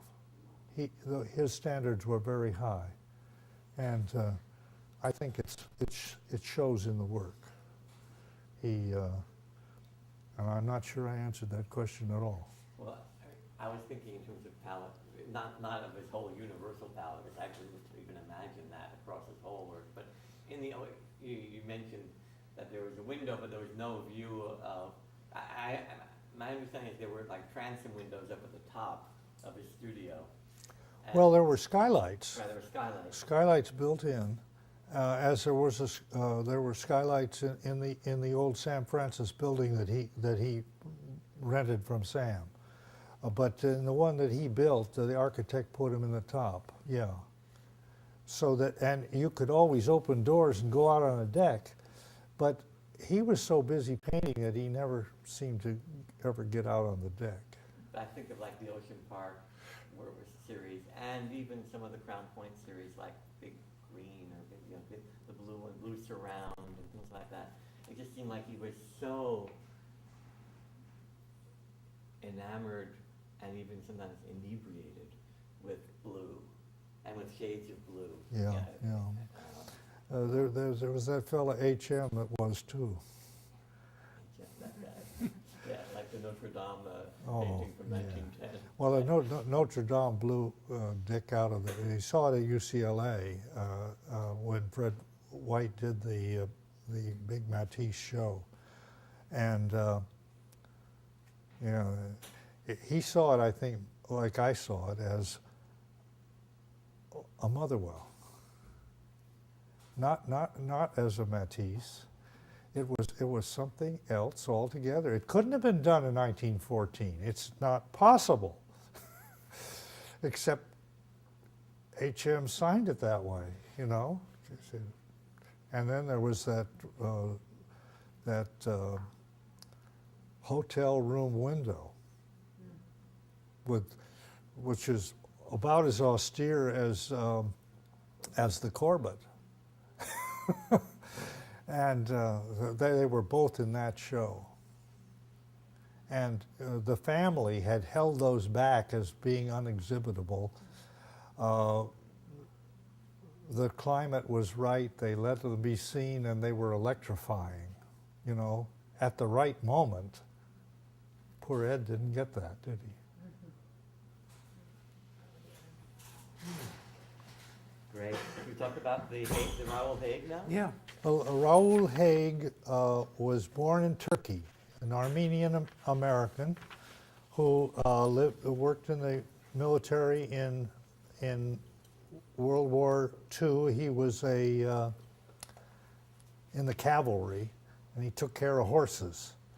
And they didn't use too many horses in the cavalry, and he didn't get into combat, but he did serve his time. He'd been a student. He came here when he was in his teens to study at Iowa, the University of Iowa at Iowa City, and at the Art Institute of Chicago. He went to New York. He got in with a man named John Flanagan. John Flanagan was exponent of direct carving. He worked on stone or wood. He saw in a piece that there was sleeping in there a sculpture, and with the fewest number of strokes that he could manage, he would liberate that figure. And that was the influence that Haig lived with. After the war, Haig came to Woodstock Woodstock of the famous rock and roll event. But he came there not because of the fact that it was considered an art colony, that it had been so for 100 years. He went there because there was wood. And he got to know all the people that harvested the trees. And he would say, you know, there's a tree down there in the South 40 that has just what I want, and I'd like to have the middle part of it. And they would pull down this tree when they finally got around to doing it, and they would save him the part that he wanted. And he would use that part to reveal perhaps a female torso, perhaps a fragment of a figure, in order to develop what he was interested in as a sculptor working in direct carving. And his works are always named after the source of the wood. It's a walnut, it's from Millbrook area, it's Millbrook walnut, and then a date.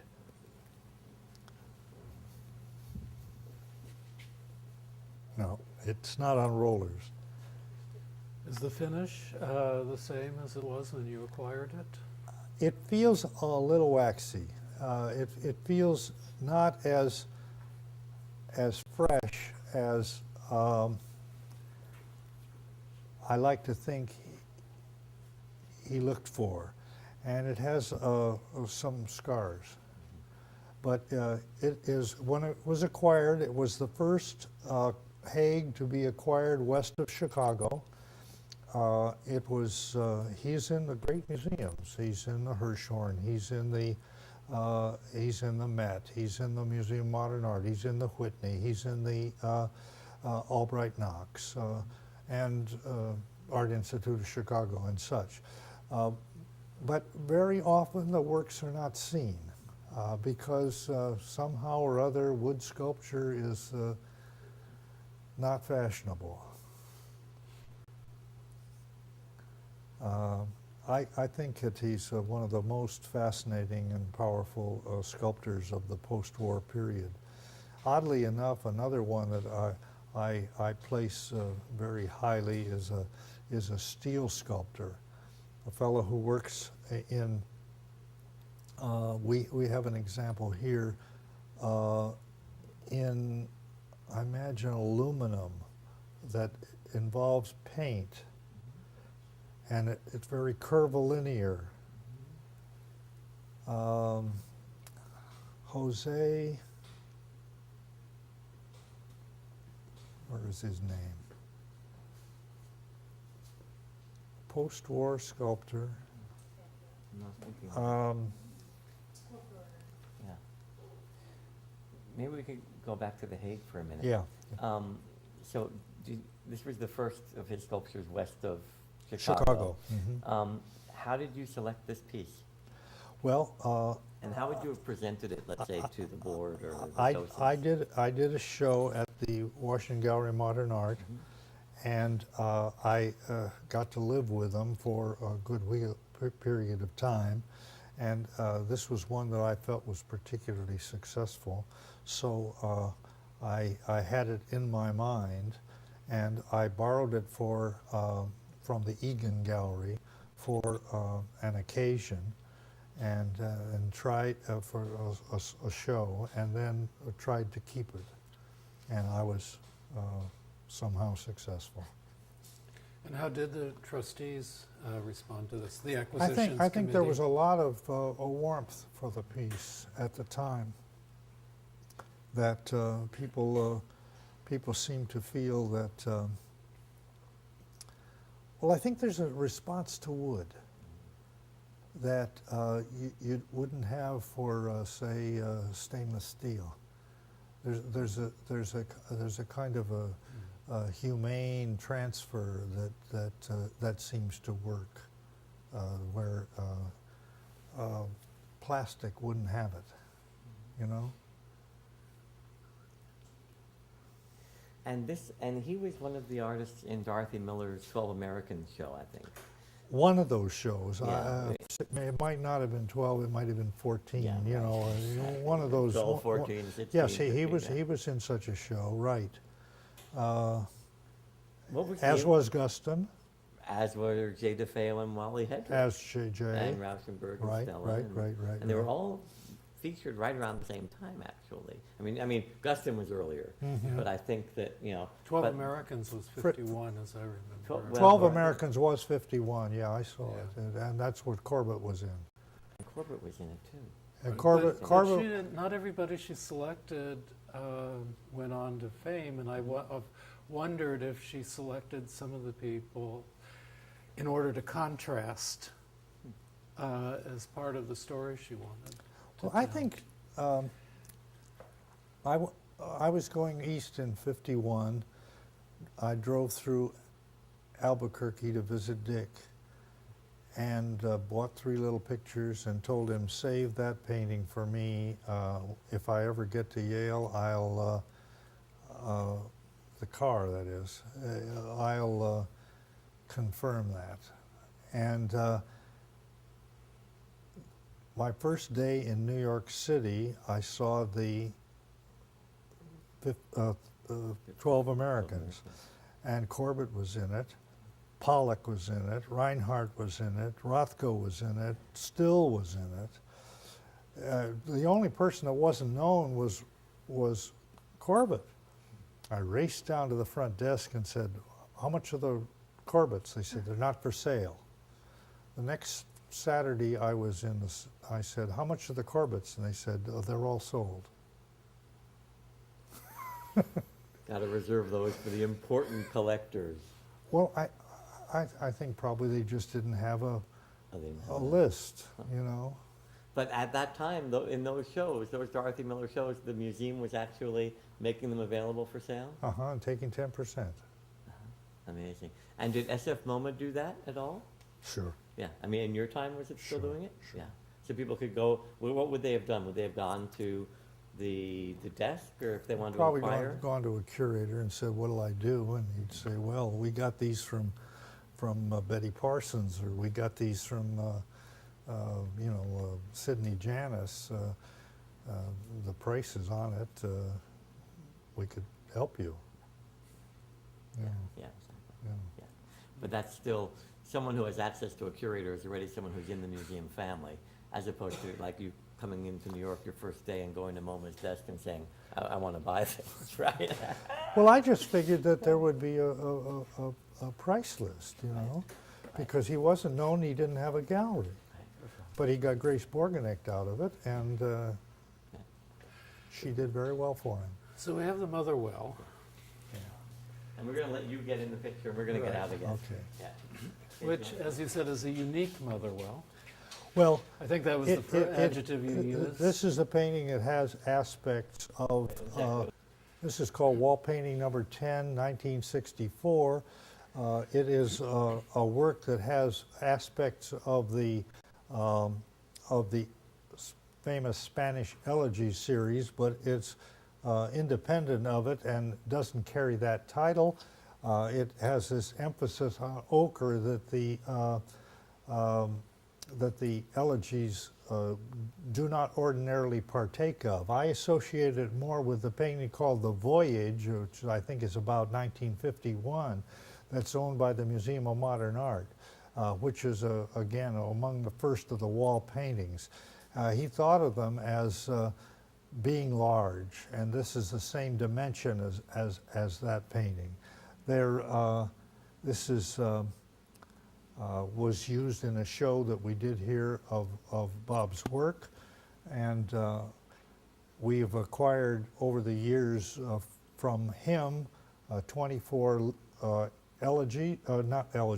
lyric suite sheets, which we did a little show of too, and this was quite a star. Again, we were able to buy it as a gift of the trustees in honor of Mrs. Crocker Russell, and it was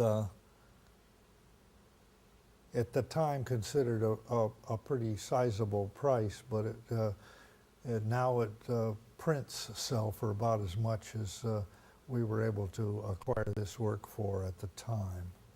I think it has a capacity to stand by itself and symbolize the artist's life work. I mean, it really is a summary picture. There's a certain suggestion of overpaint and pentimenti here too, but it's not the kind of thing you saw in the Diebenkorn. It's a more it's not easy. It's not kind of something that he likes to do. He likes to do a thing spontaneously and leave it. He doesn't like to correct. He doesn't like to mess with it or touch it up. He's got a kind of diffidence about handling. He doesn't have the professional poise that Dick had about his paint handling, or that a guy like Philip Guston would have. He was an automatist. His attitude was, I will do it richly and boldly once and leave it. And I will accept it that way because it's my belief that that will be a more eloquent and true statement of what I'm about than I could possibly do by finesse. But he's trying very much to get away from his, what he might consider to be a cliche of the period that we think of as the elegies to the Spanish Republic. And I think that the wall paintings are that kind of an effort. And maybe that was his way of cleaning the palette like Dick's black paintings were. Incidentally, they were good friends. You mentioned in the interview in Chicago that you would have liked to have gotten an elegy, one of the elegies, but it just wasn't feasible with the budget that you had. Right, true. Were there particular elegies that were available? Well, I think that Hemphill picture, if I hadn't heard about its questionable chemistry, would have certainly been one that would have been very satisfying.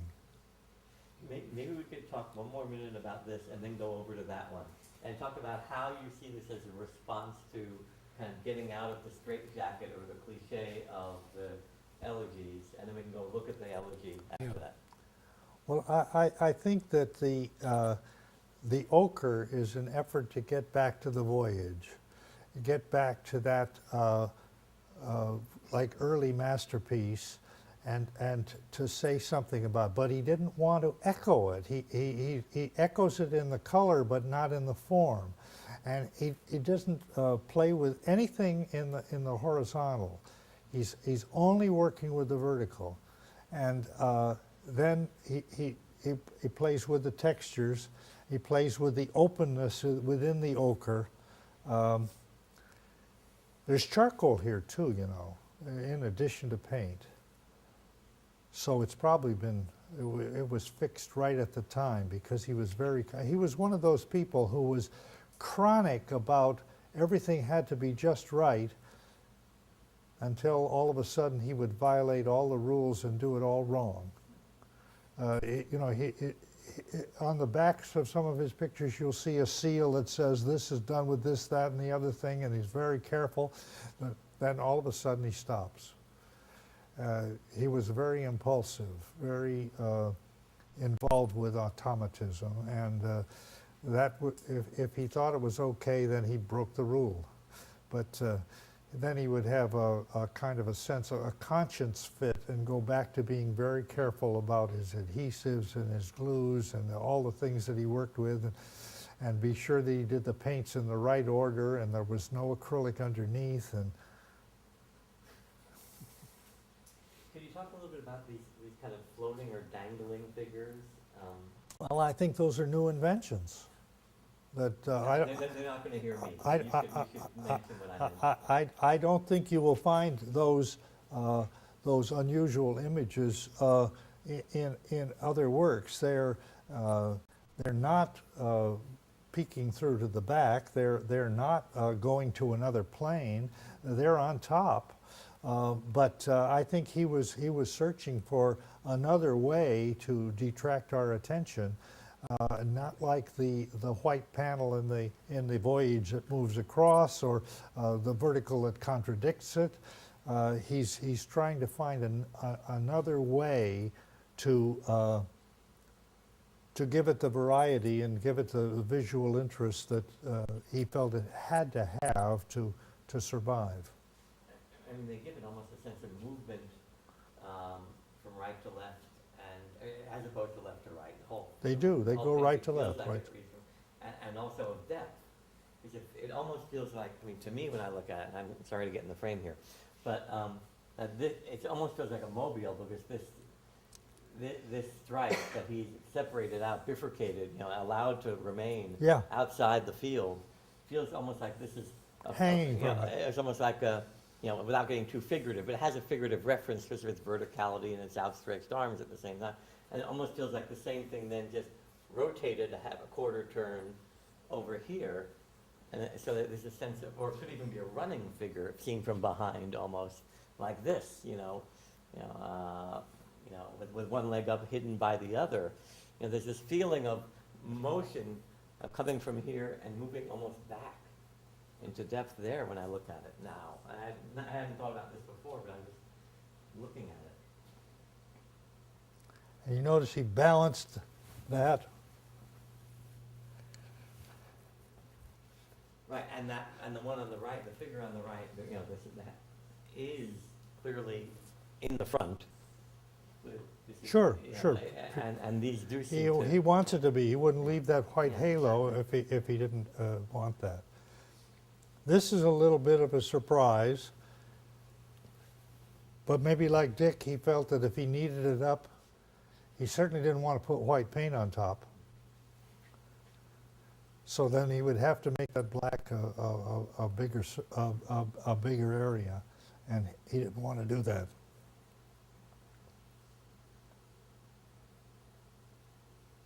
So there's this flatness, but at the same time, there's not, because, there's a sense of something moving into, because this remains on top.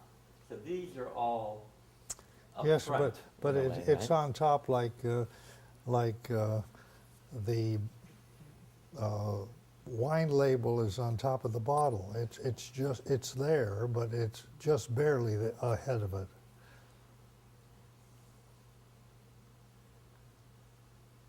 In 64, well, in the 1960s, you acquired this in the late 60s? 69, I think it was.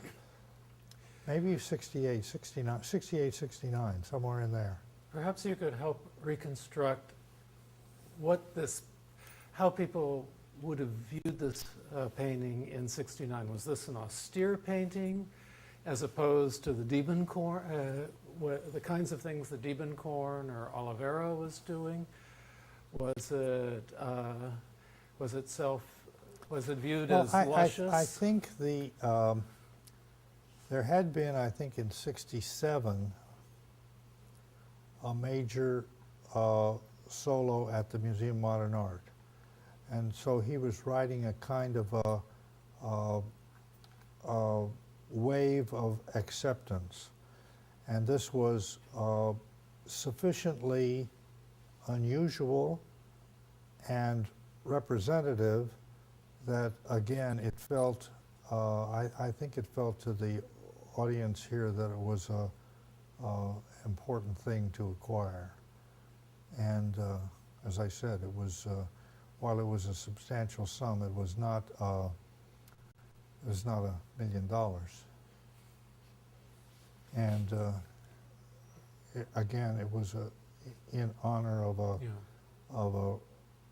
the founder of the Women's Board, a longtime trustee, and a person who had supported the institution for a long time. And with his voguish position in contemporary art, why, it ended up being approved without difficulty. But what kind of, actually I was interested in what kind of emotional registers the painting would have. Would it be viewed as classicist? Yeah, I think As it would. I luscious? think it would be. Yeah, I think it would be considered a rather strong, clean, pure modern painting. Yeah. While he would have thought of it as being much more emotional than the audience received it as at that time. So here we have a Spanish elegy, which you can see the unfortunate effects of time on it. But perhaps you could, to me this sort of fits more with the classic image of Motherwell. But what are the similarities between the two paintings, and what are the differences? Well, there's the obvious verticality of black elements, the squeezing of other elements within the perimeters of the verticals. In this case, of course, there is no ochre. There is no kind of rhyming balance of black against ochre against black against ochre with some white. Quite a different combination. I remember the first show he had at the Coots Gallery of the Spanish elegies. I bought one, a small one for myself, about 2 feet.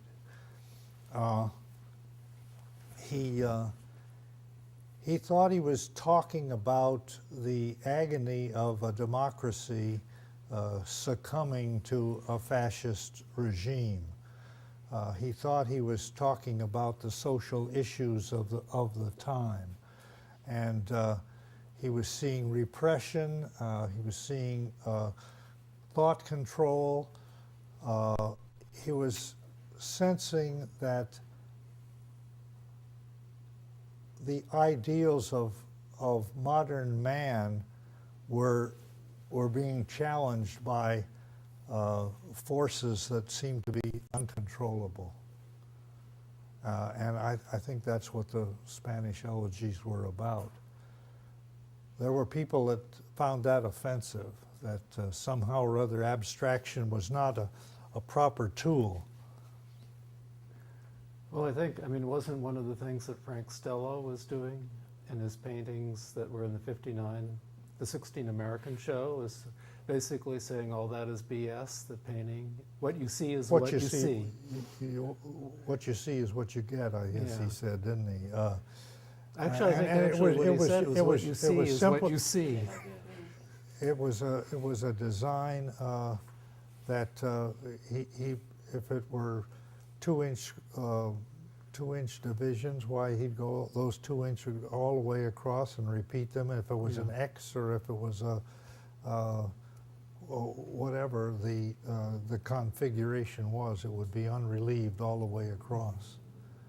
We acquired a silver Stella. Adelante. Yeah. That was a pretty good example of that.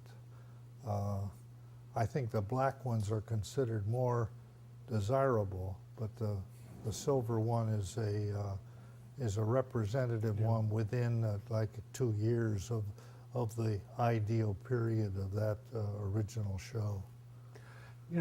Most of the stuff that you've walked us through today, most of it is representative of the sort of very classic works of the period, let's say 50 to 75. Mm-hmm.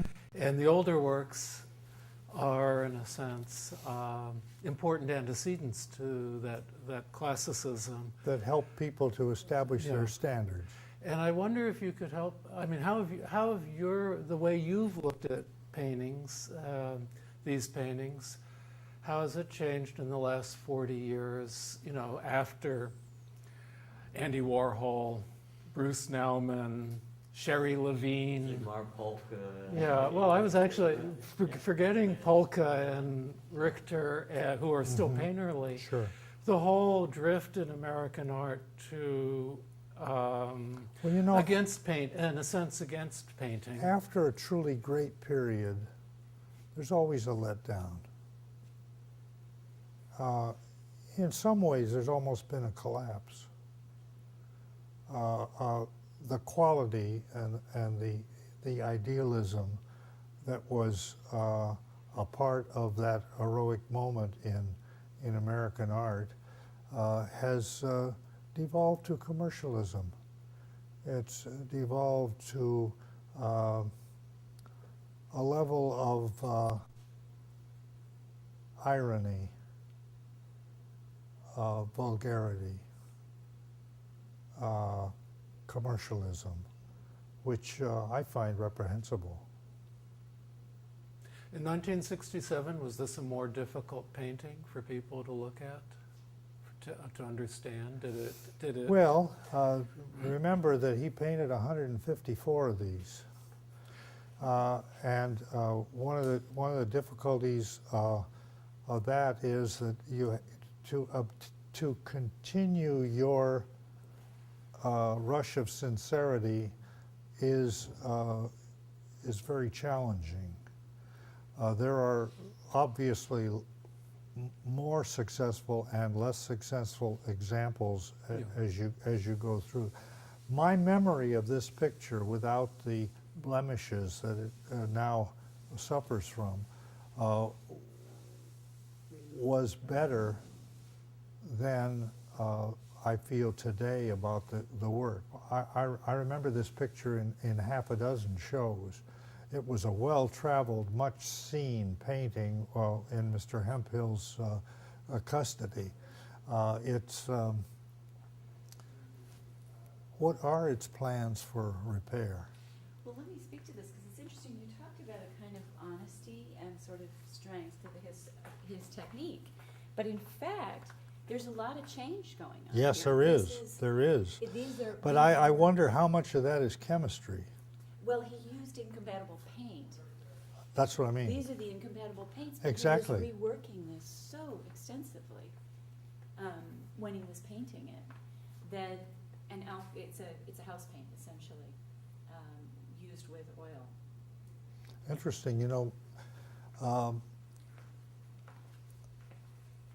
De Kooning, in the period when he did his first black and white paintings, was so poor that he couldn't afford to use tube paint. So he was using Sapoline, a paint that he had become aware of when he was a student in Europe.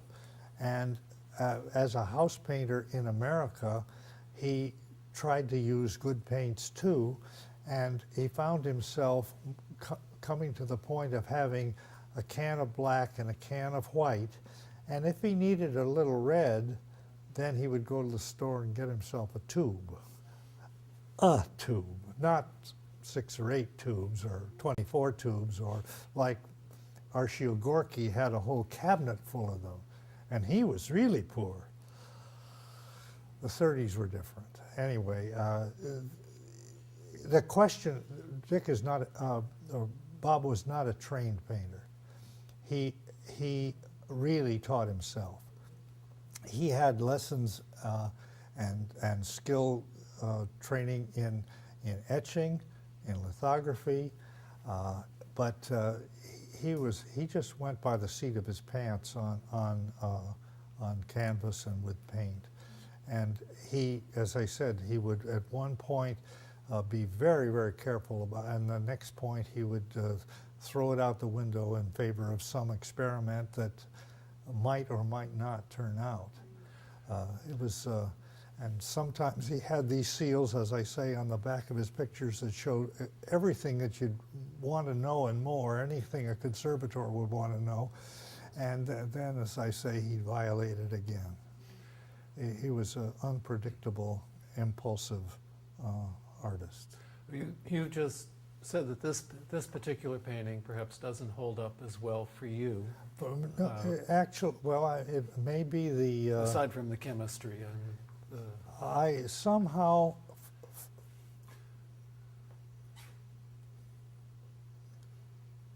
I guess I don't remember it perfectly, but I do remember that I had great enthusiasm for this picture on several of its exhibitions in earlier years. Yeah.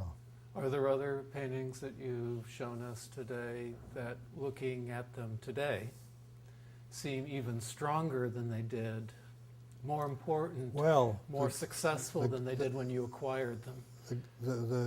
both of the Gustons are ravishing, I think. I'm still quite thrilled with the Motherwell. The Corbett looks grand, and I understand it's been repaired. I think the Oliveira looks good. But these now look to you I even more important. wish the Mondrian had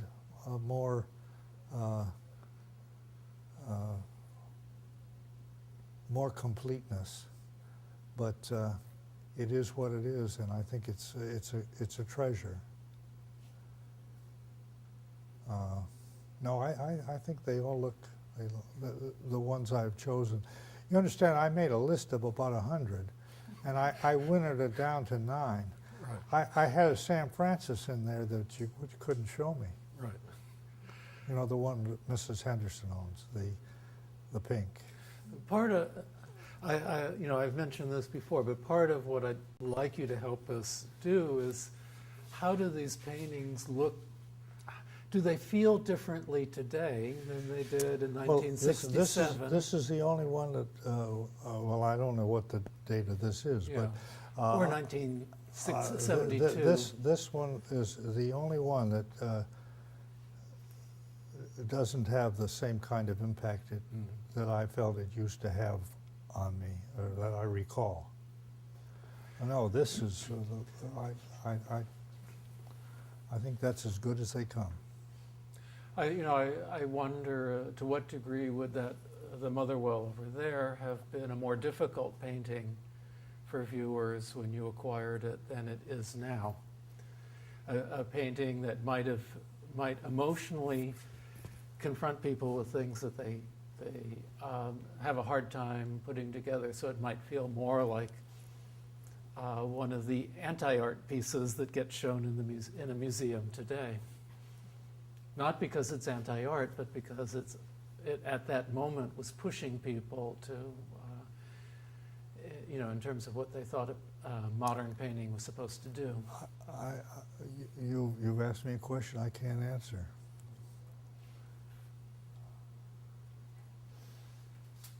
I've got another question. I don't know if it's worth going there because I know we have to wrap up, and time is really late.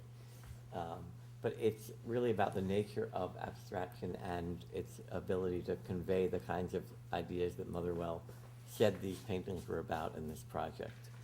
And actually, Casey, you could probably come back around this way because we're really talking about this one here. Yeah.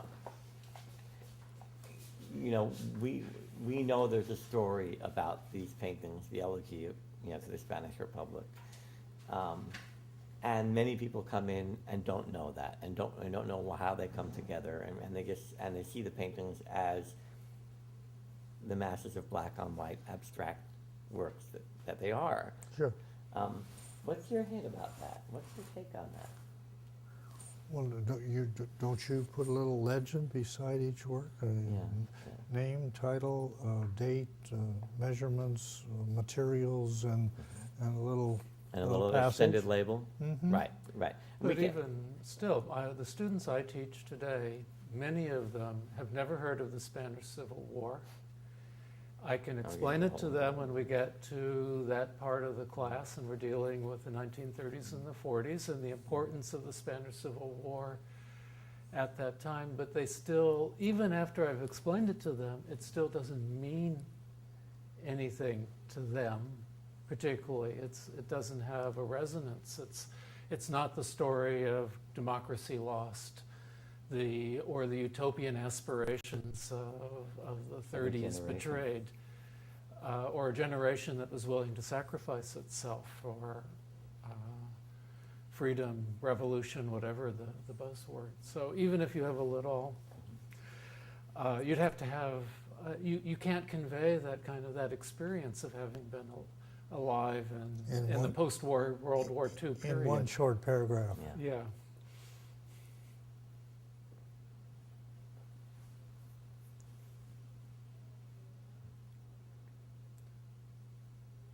But shouldn't we be able to appreciate this painting without knowing its story? I think people often do, just because of balance, just because of tension, just because of the austerity of the command of the whole.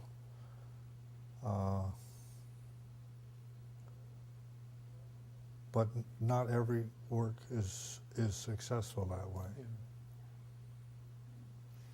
Thank you so much. yeah, thank you. Wonderful, thank you. This has been, I mean, it's really.